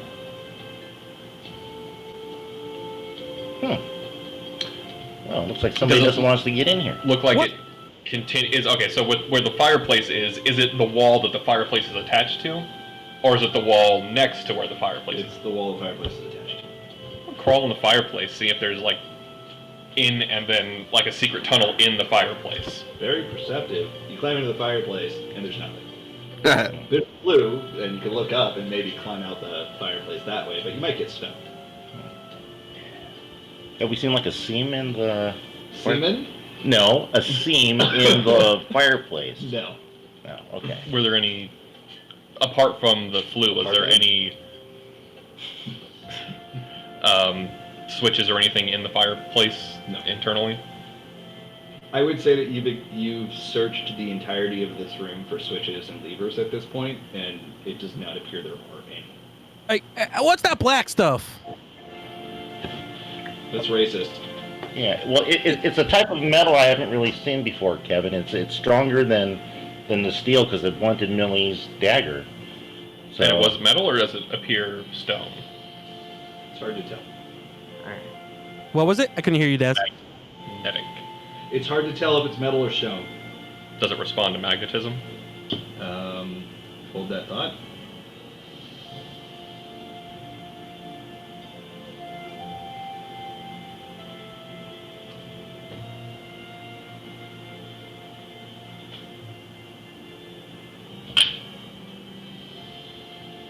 It is not magnetic. I mean, how many secret rooms does this place have? I mean, does my room have a secret room too? Go check. Is there an attic? No. Doesn't Fifi have the knock spell? Thinking about it. If he does have the knock spell. Especially in this. You may. Oh well. Okay. Kevin wouldn't. Never mind. Out of character. Maybe someone should go get Fifi and use the knock spell. Kevin would not think about any of that. I mean, we've seen Fifi use knock before. Yeah, but Kevin doesn't know that. Right. I don't think Sherman's... Making any puns, is there anything that I can help with in here? It looks like it's gotten a little bit dirty. You see Beatrice at the door. We're just trying to open up another secret door. Are there any other secret doors that are around this place? Secret doors? I'm not aware of any. Well, there was the one downstairs in the basement, and then there's this one right here. Oh, by the way, we need to get a new porcelain tub on the second floor. I had to use the other one. I Yeah, will thank put you, in the B. work You are such a doll. Oh, all right. If you need me, I'll be cleaning out Fremen Dane's room. And as she goes, I'm going to grab the key from Sid and just hold up the key and exclamation or question mark. See if she recognizes where the key is from. Wait, isn't that? Hey, Sid. I'm sorry, Master Asilo. Isn't that a room now? B's room. What? Yeah, you know when one of the main servant, that's the main servant's room, the main slave's room. So when that main slave is no longer with us, shouldn't the new main slave take that room? The house slave, you know. First of all, rooms aren't different from death. I don't. What? Wait, so yes? Kevin, yes? I gotta be honest with you. I don't. Sometimes I don't know how to even respond. Hey, I get that feeling all the time, Master Asilo. I feel you. Please draw Silo. And put post. That's a yes. Hey, so B, that's your room now. Congratulations. Well, yes, that's why I was cleaning it out. And that actually reminds me, I think I did see a lockbox that would fit that. Oh, In Brennan Dane's former room. Right. Would you mind bringing it here? I can't move it. It's a little heavy. I'll come help Oh. you. No worries. Millie dashes down towards Fremendane's room, hears that, comes back, grabs Kevin, dashes down towards Fremendane. Fremendane's room is pretty small. It's a servant's room, but slightly nicer than some of the other servants' rooms. Slightly. Slightly larger, maybe like a foot in each direction. And inside is, it's a bed, it's a writing table. It looks like a lot of the things that were on the walls have been taken down and moved out at this point. Beatrice has been busy. But at the foot of the wall, attached to the wall, appears to be a lockbox. And there is a lock on it. Like a padlock? It's not a padlock, it's built into the lockbox. Oh, okay. Hey, Billy, you want me to pull this off the wall, or you just want to open it here? Because that seems like a lot of work to drag it upstairs. Check it for traps. Everything in this house is trapped. It doesn't appear to be trapped. But as you're looking at it, Beatrice says, Fremendane was never able to open that. He said it was passed down through his family. It was one of his ancestors. Well, since he's gone and we don't have an ancestor, we'll take it off his hands for right now. We'll make sure the right person gets it. Oh, and you're putting in the key? Yep. Can you open it up? It's a chest of belongings. You see various books in there. There's several different outfits, all of the same design. They appear to be similar to the ones that the servants are wearing these days, but much older, somewhat moth-eaten at this point. There's a journal there, and the name on it is Commandane, and it's a very old dialect of Ishgardian Common. We should be familiar with it, considering that would have been the starting dialect. Exactly. So that is what you would know. I'm just saying, compared to the books that you see these days. Gotcha. But there's a dagger in there. It appears to be a rather nicely made dagger. I want to say ceremonial, but I don't mean ceremonial as in like a sacrificial kind of knife. More like here's a gift kind of knife. Like this is being. Does it appear to be functional? It's dull, but yeah, it's nicely designed. I'll replace the dagger I just broke on that fucking wall upstairs. Well, there you go. And beyond that, there doesn't appear to be much in here. It seems like there's some novels that appear to be trashy romance novels. Very old ones. But it looks like it's Fremendane's ancestors' chest. Does it have a wood underbottom? The chest itself is banded wood, so it's wood with metal bands around it. Okay, Kevin tries to smash his foot through the bottom of the chest. It's really sturdy, and your foot does not go through. I don't think there's anything hidden in this chest. I mean, I don't know for sure, but I couldn't kick through it. Alright, so Millie will go and take the journal back up to everyone and let them know. I don't know if I should. To Sid. What was that? Millie will hand you Commandane's journal. And then point to the jar that Deus is holding of the mystery goo. Oh. All right. Oh, I think that means your family was tested on slaves. Usually I'd say that's a good idea, but I don't think that's a good idea because we don't like them. It's a goo idea. Got him. Well, I don't know that he would know anything about this door or whatever this is in this room.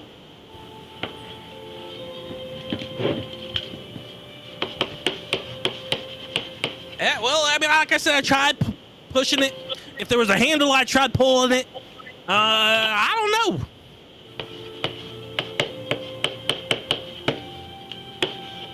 Does anyone know a locksmith?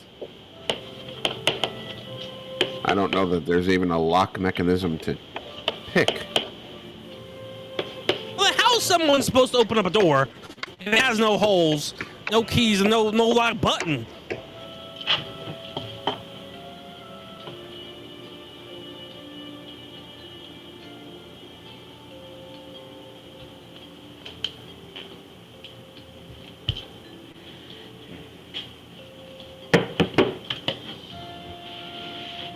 Can I say open in Ellison? Do you know the Elzen word for friend? There isn't one because the elves are Speak, friend, and enter. Well played. Yeah, you could speak. You could say open in Elzen, and I'm not even going to try to make up a word for it. But you say it, and nothing happens. Worth a shot. Oh, God bless you. Huh. Another knock at the door.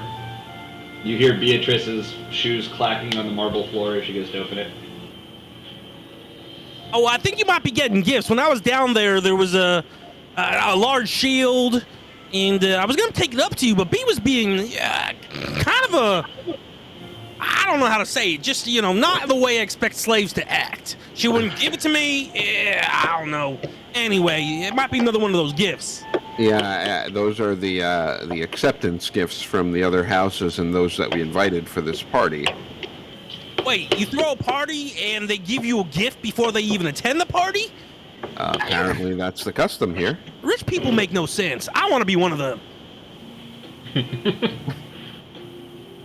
Oh, I mean, actually, now that I have you all here, or most of you, Fifi's not here yet, and I will hand out rings to everybody else. Oh, fancy. But I'm sorry, Master Asalo.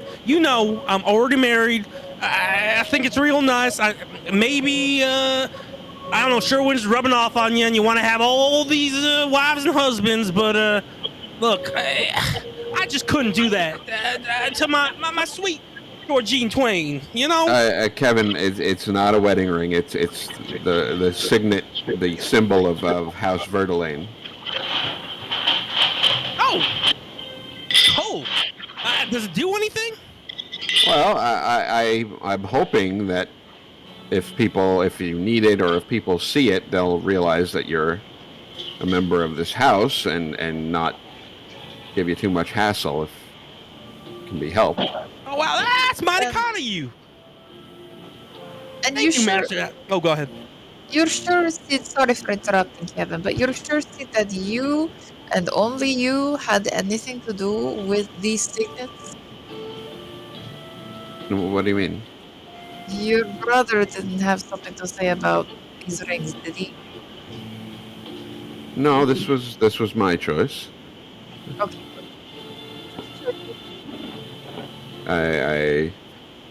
I would like to say that Aurelian doesn't really have much of a care about anything that doesn't involve his devices at this moment. Oh, that's right. You said... Oh, go ahead. Sorry. No, go ahead. Nope, it's fine. So that's what concerns me. We don't really know what his devices are or if they even include us. And if they do, should we be worried either way? Well, I don't know exactly how to... Well, I can try to find a way for you to speak with him if you'd like. Well, not at the moment. It looks like we've got our hands full with some things. Wait, so how do I know if I'm talking to you or your brother? I think a good indicator is the eye color, Kevin. Wait, does your eye change color? Apparently so. Like I said when I told you down in the room, the Verdelaine family typically have gold eyes, and mine are green. Oh, yeah, you did say that. That's a weird quirk. You got lucky. I mean, having gold eyes seems weird. I mean, people might want to take them out and try to melt them down.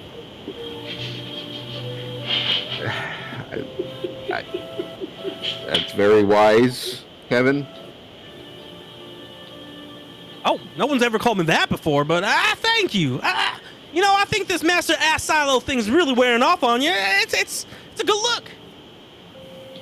I really wish you guys would just keep calling me Sid or Alcido. It's fine. Okay, Ass Silo, I can do that. That was fast. I went to a brewery. Oh. Where'd you think I was Actually- going, Artie? Tell you what, if it's just us, I'll call you Sid. But if there are other people around, you know, we should address you properly, especially now that I'm wearing your ring. You know, I think it's only it's pay respect. You know. I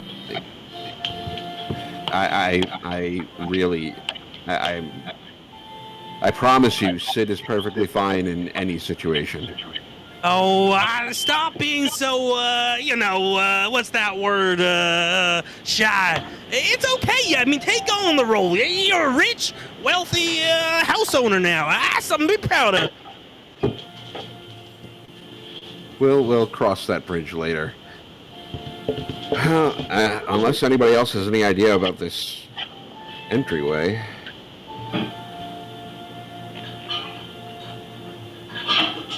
That's definitely an option. We can go that route. Are we even sure it's the door? Go get Fifi.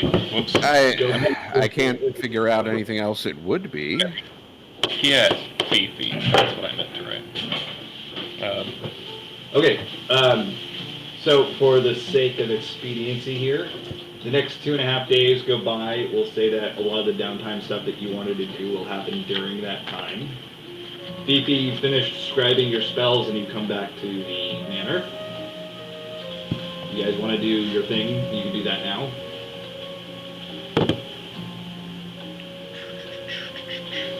The thing? What? Yeah, Fifi's gonna use the knock spell.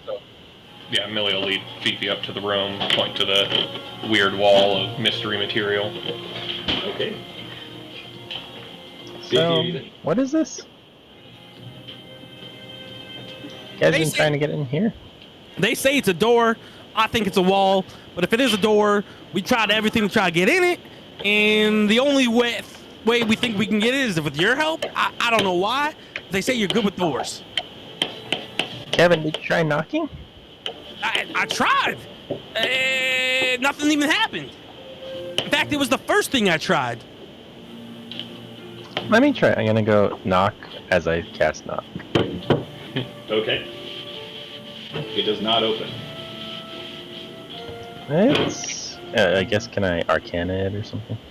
You can. I told you.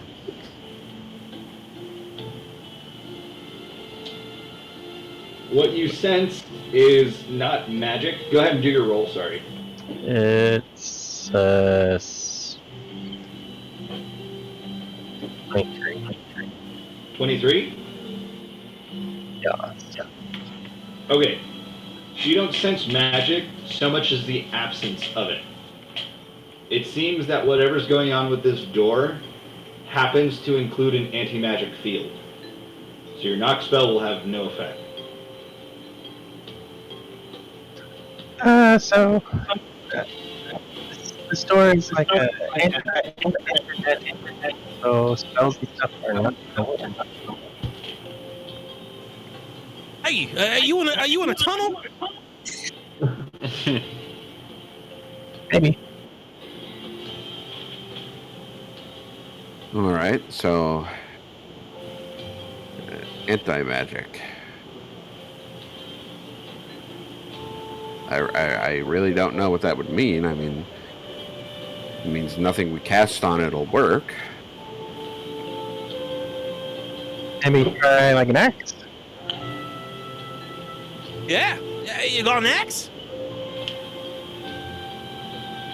I'm sure there's an axe in the house, but it seemed to blunt Millie's dagger pretty easily.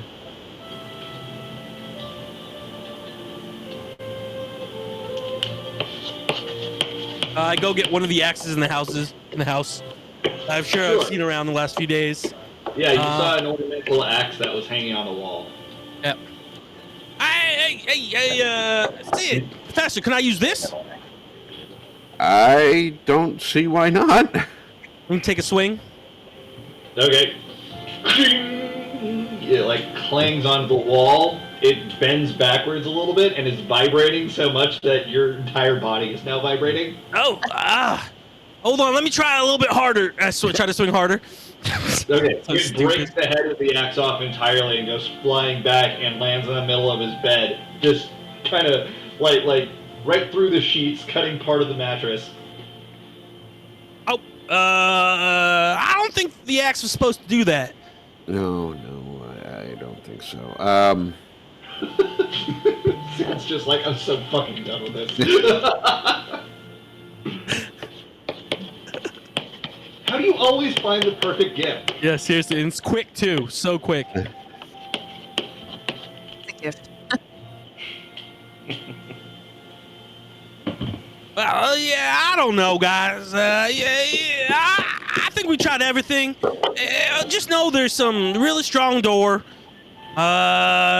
Should be fine. If you need me, let me know. But I don't think brute force is gonna get us through that door. I'll have told the throughout that couple of days span that if anybody needed clothes to go to the Mega Sisters. I'm glad you caught that. You also said it. I know. I caught it beforehand. Right line. I didn't know who was listening. I'll also tell Beatrice that the guy at the Right. door said hi. Wait, what? The guy from the jewel crafter store. Goldsmith. Oh, right. Yeah, the goldsmith store. That he said hi to Beatrice. Okay, so you have to go downstairs to find her, because that's where she is at the moment. So, is anyone staying in that room, or are you all kind of going off to do your own devices? I'm reading the old journal, see if there's... Yeah, we'll revisit this later. Okay. Well, you do go downstairs to find Beatrice, and she's actually answering the door at the moment that you come down. And it looks like she's receiving another gift. And the tables that were placed along the entryway are all but filled at the moment. Many gifts that you've received from the various houses of Ishgard. Some pretty valuable. Are there any? There's Sorry. a few rejection letters. Go ahead. What were you gonna say? Are there any diamonds? Yes, actually. House Hallionart sent a fist-sized diamond surrounded by diamond dust. But the gift that Beatrice is receiving at the moment is unlike the others. It's not a gift basket. It's not really an arrangement of any kind. It appears to be a miniature aetheryte, like you saw in the plaza, and it's spinning just like the aetherytes there too. And it's very beautiful. She sets it down on the table. And notices that all of you are there. Oh, I'm sorry I didn't hear you come down. Is there anything I may be of assistance with? Yeah, what the heck's that thing? That is a gift for the house. Clearly it's a gift, but what does it do? How is it just spinning like that? It's kind of like that thing from the outside. I would assume it has something to do with magical properties. Let me see here. And she looks at the card. This is a gift from a Ms. Minfilia Ward.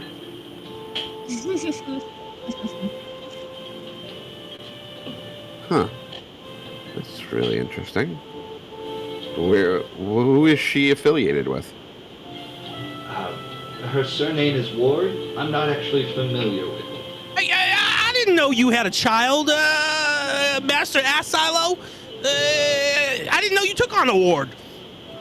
And they're giving you a gift too? That's so nice of them. I do not have children. Oh. I think that's just her last name, Kevin. Oh, that's a weird last name.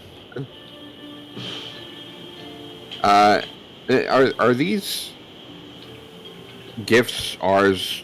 It seems like a silly question, but are these gifts ours to do with our own devices? They're ours to keep, I assume, or are they more for ceremonial?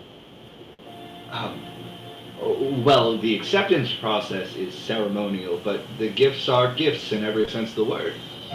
All right, good to know. I take note of the diamonds, but I'll handle that later. Speaking of, since they've been so nice with the gifts, you did get those, shoot.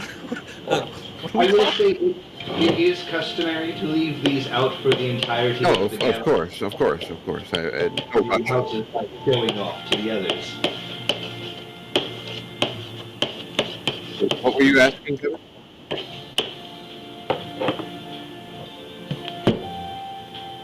Oh.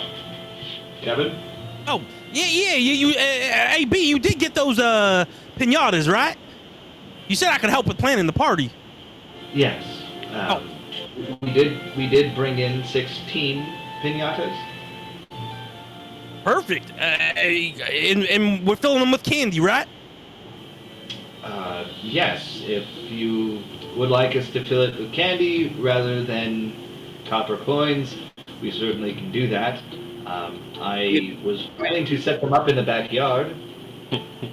Oh, you know what? As you very kindly cleaned it out. Oh, no worries. Hey, you know what? I don't want to break tradition because it seems like everything's tradition around here. Let's fill them with both candy and copper coins, right? A little bit of both. A little bit of our world mixed with a little bit of your world. I like it. It's new. It certainly sends a message that it's a new house building.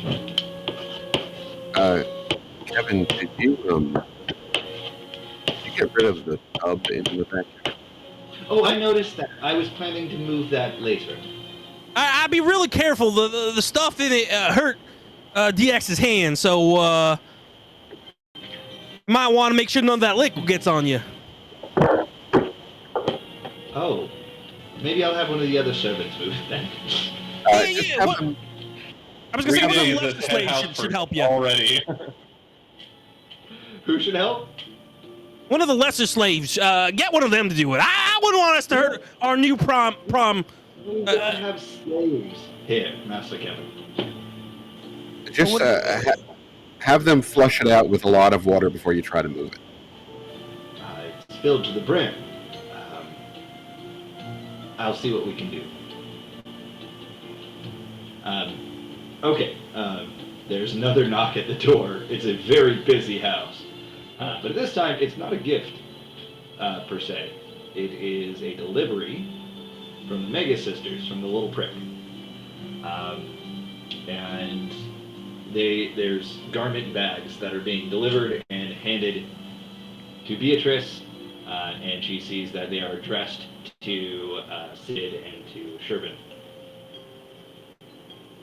She hands them to you. Oh, thank you. Excellent. Oh, thank you so much. Sid, yours comes with a hat box. I'll look in the hat box, because gotta look in the hat box. Sure, you open it up, and it is somewhat like a headdress, but it appears to be a stylized chocobo head that would sit on top of yours. Excellent. Like a helmet of sorts. Wow. What the heck's that thing, Professor? Apparently, this is the stylish hat that they thought would be very apropos for this fall. You're supposed to wear that at the party? Oh man! Certainly a fashion choice. Beatrice says. What was that? It's certainly a fashion choice. It is a fashion choice. Yeah, a fashion choice for someone that's blind, maybe. Anyway, man, you're gonna look so good at the party. Oh man. Well, hopefully the actual clothes are a little less out there. Sure. Okay. So before you retire for the evening, because We have to tell Beatrice about the goldsmith. right. I thought you'd already done that. I don't know. Did Sherman tell her already? I thought you said you did. Okay. Well, you told her, and she looked delighted and blushed.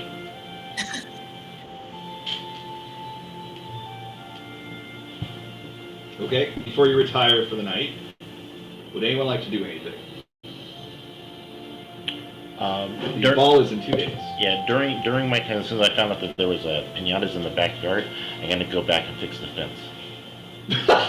Okay, so you go out and fix the fence. Yeah, You I'll be spend a working on couple of that. hours doing that. What are the pinatas shapes? They're chocobo shape. And there's one And, large oh, one in the shape of a behemoth. Yeah, I asked for one in the shape of the dragon that we slayed. I didn't, but for Okay, there's retro, also whatever. one in the shape of the dragon that you slayed. Yeah. So there's one behemoth, there's one dragon, and the rest are chocobos. Is one of them red? Yes. Red and black alternating. Chocobo hat instead of a blindfold when you're smashing the pinatas. Cute. I just wear it backwards. Okay, so what are you fixing the fence with? What kind of a fence are you putting up? Oh, wasn't it like a wooden fence or something? It was wood before. Yeah, I'm just gonna put it back to like wood. But using like well lacquered wood that would survive. Yeah, something that looks nice, so it's like party, kind of festive, and something sturdy, so if a kid runs up against it, they're not gonna fall into the chasm. Okay. Okay. So it's not like the shit that you find at like one of the parks out here, where it's like literally 2 slats of wood and that's fake post. plastic wood. Yeah. Yeah, whatever it is. yeah. This is actually like several pieces of wood. Okay. Yeah, nice planks. I like it. Okay. Sure. Anyone else have anything they want to do before they retire for the evening? Yeah, Millie wants to go check in with Sid since we finished the neoliths for him during that downtime. So other Sid. Yeah. Okay. Not Sid. He is not at the ironworks, and he hasn't been for the last few days. Bastard squelched on our deal. They do tell you he should be back tomorrow. He was called away.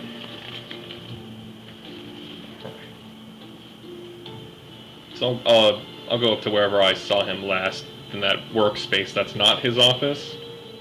Yeah, it's not his, but he's pretty much the only one who uses it. Yeah, and I want to see if the zombie ball I left with him is there. It is not. Okay. Cool. Then I'll leave the neoliths at the front desk with the lady I talked to before to give to Sid. Yes, I will make sure he gets these. Thank you. Get a receipt. He writes a receipt. Good point.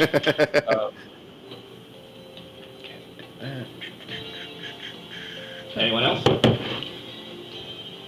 Nice. There's other things that we didn't get addressed from the downtime list. We can talk about this later. I'm getting ready to finish up for the night, so I just want to do a few more things.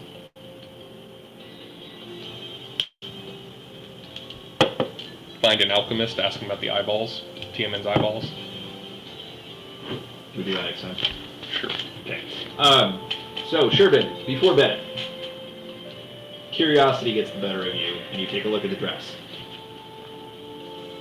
It is a slender, very form-fitting blue material with gold sequins spiraling all around it, and it comes with a pair of horn rings that you can put on, almost like a headdress, but they fit on your horns rather perfectly and match the dress.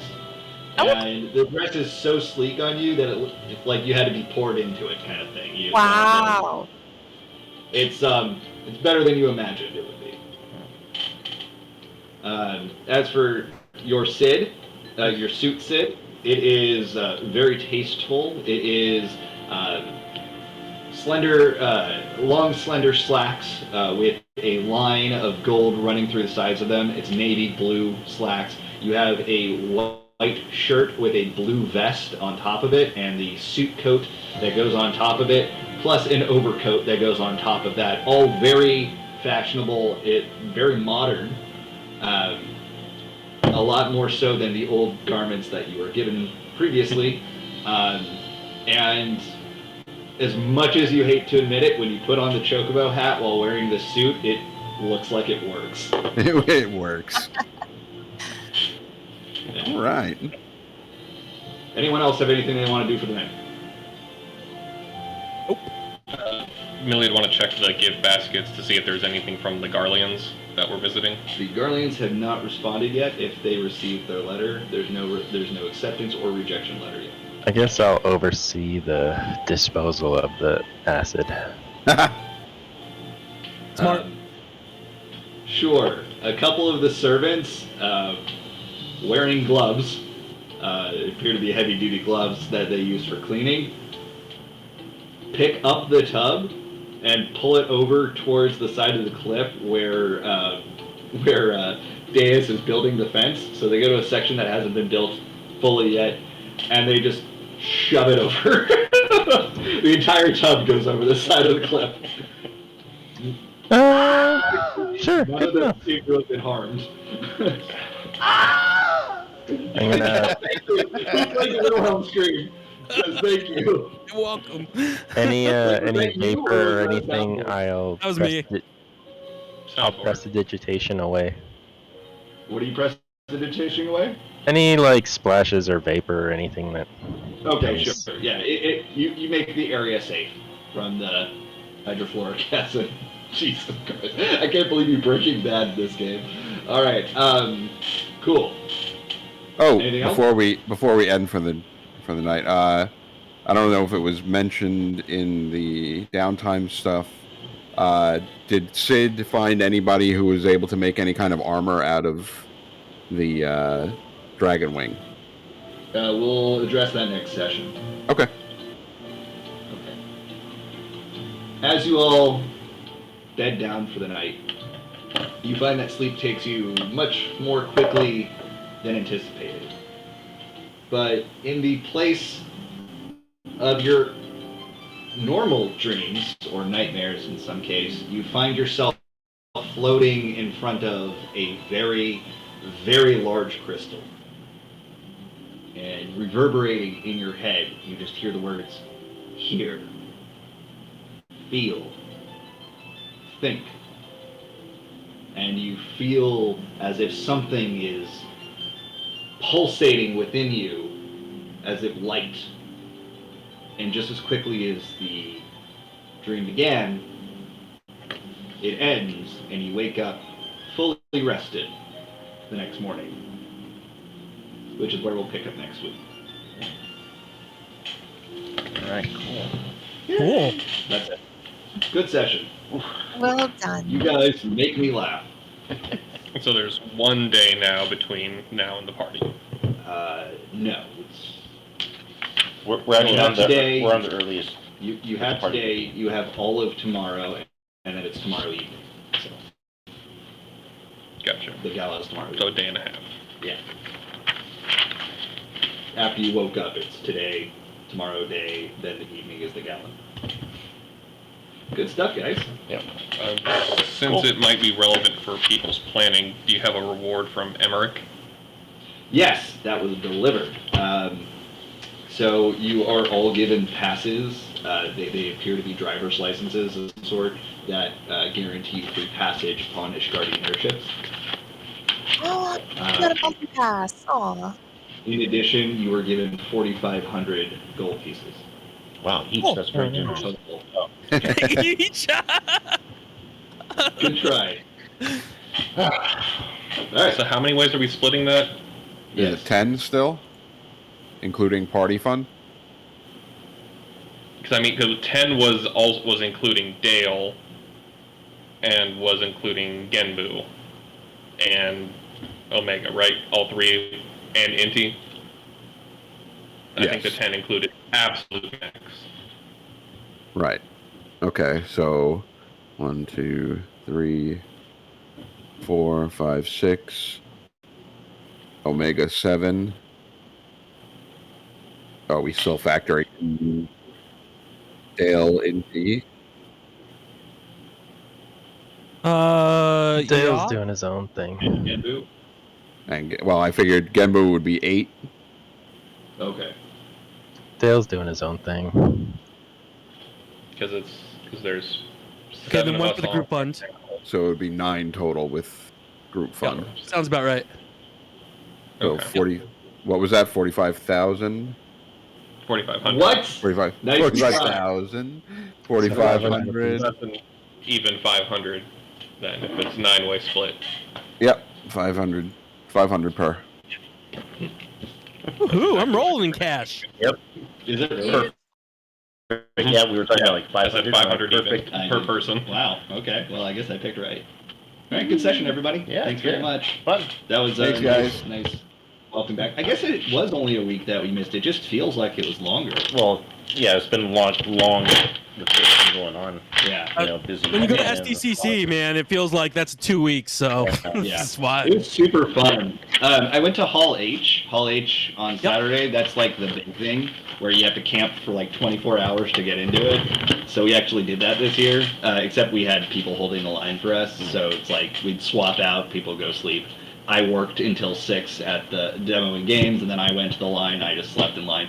Anyway, the DC panel was first, and it was pretty good. Shazam and Black Adam, I was not interested in either of them prior to this, but both of them actually looked really good from what they showed. It's a Shazam It's a sequel. show. Oh, No, it's a sequel. Okay, I thought it was a show. The movie was okay. This is a sequel to it, and they have the whole Shazamily now, is what they call it. That was the thing that they kept saying. And then it's like almost every single panel after that was hot garbage. Like it's like the shows that they were promoting weren't bad, but it's the panels themselves were. So they had House of the Dragon, which is the prequel series for Game of Thrones, and the show itself looked cool. But the moderator was terrible, like asking stupid questions, nothing interesting, and the cast looked fucking bored. Like they didn't even look like they were trying to pretend that they would be there. It's like, come on, guys, you're actors, act, right? And it was a huge panel too. It was like 12 people or something. Oh wow. They had a Star Trek panel, which the shows looked okay for that. It's Picard season 3. I actually like Star Trek Picard. I don't know if you watched it, but it's pretty good. And then they have like an animated show and something else. And then Sandman, which is something that I was really interested in. It's the Neil Gaiman graphic novels. Yeah. They had him there, in fact. But they did the entire panel without showing anything except for a few very brief clips, like that didn't tell anything, like who they were or what. They showed the trailer for it at the very end of the panel, and yeah, the trailer looked cool, but for the 45 minutes before we saw the trailer, we had absolutely no frame of reference for what they were referring, what they're talking to. It's like, okay, I don't even know who you're playing. Why are you asking him questions about as if we're supposed to know who he is, right? That was bad. And then there was a really, really good panel, and that was the Women in Entertainment, and they went off. They were great. They were fucking great. And I was surprised, because that sounded like it was going to be a trash panel, but it was really good. And then Marvel, and Marvel was amazing. The Marvel panel was so good. That's awesome. Yeah, but it's like DC was pretty good. It started out strong, and it ended really strong, but everything in the middle was kind of crap. And I was like, I had a good time for the most part, but everybody said, aside from the Marvel panel, this is the worst Hall H on Saturday that they've ever seen. Oh, wow. And I'm like, wow, great. I chose a great first one to go to then. You know what that means? It means that anytime you go to Hall H again, you're going to be like, oh my God, this is the best one I've ever seen yet. But Sandman's coming out soon, too. Yeah. People really liked our games that we were showing. I think there was only one person who walked away thinking it wasn't their thing. Everybody else seemed to like it. We had a bunch of sales, which is great considering we didn't have actually anything to sell while we were there. Yeah, that's awesome. But that was good, and just a good time overall. I'd recommend it. If anyone wants to come next year, I could probably get Dan. Okay, that's it. See you guys. Bye. Bye. Thanks, Coach.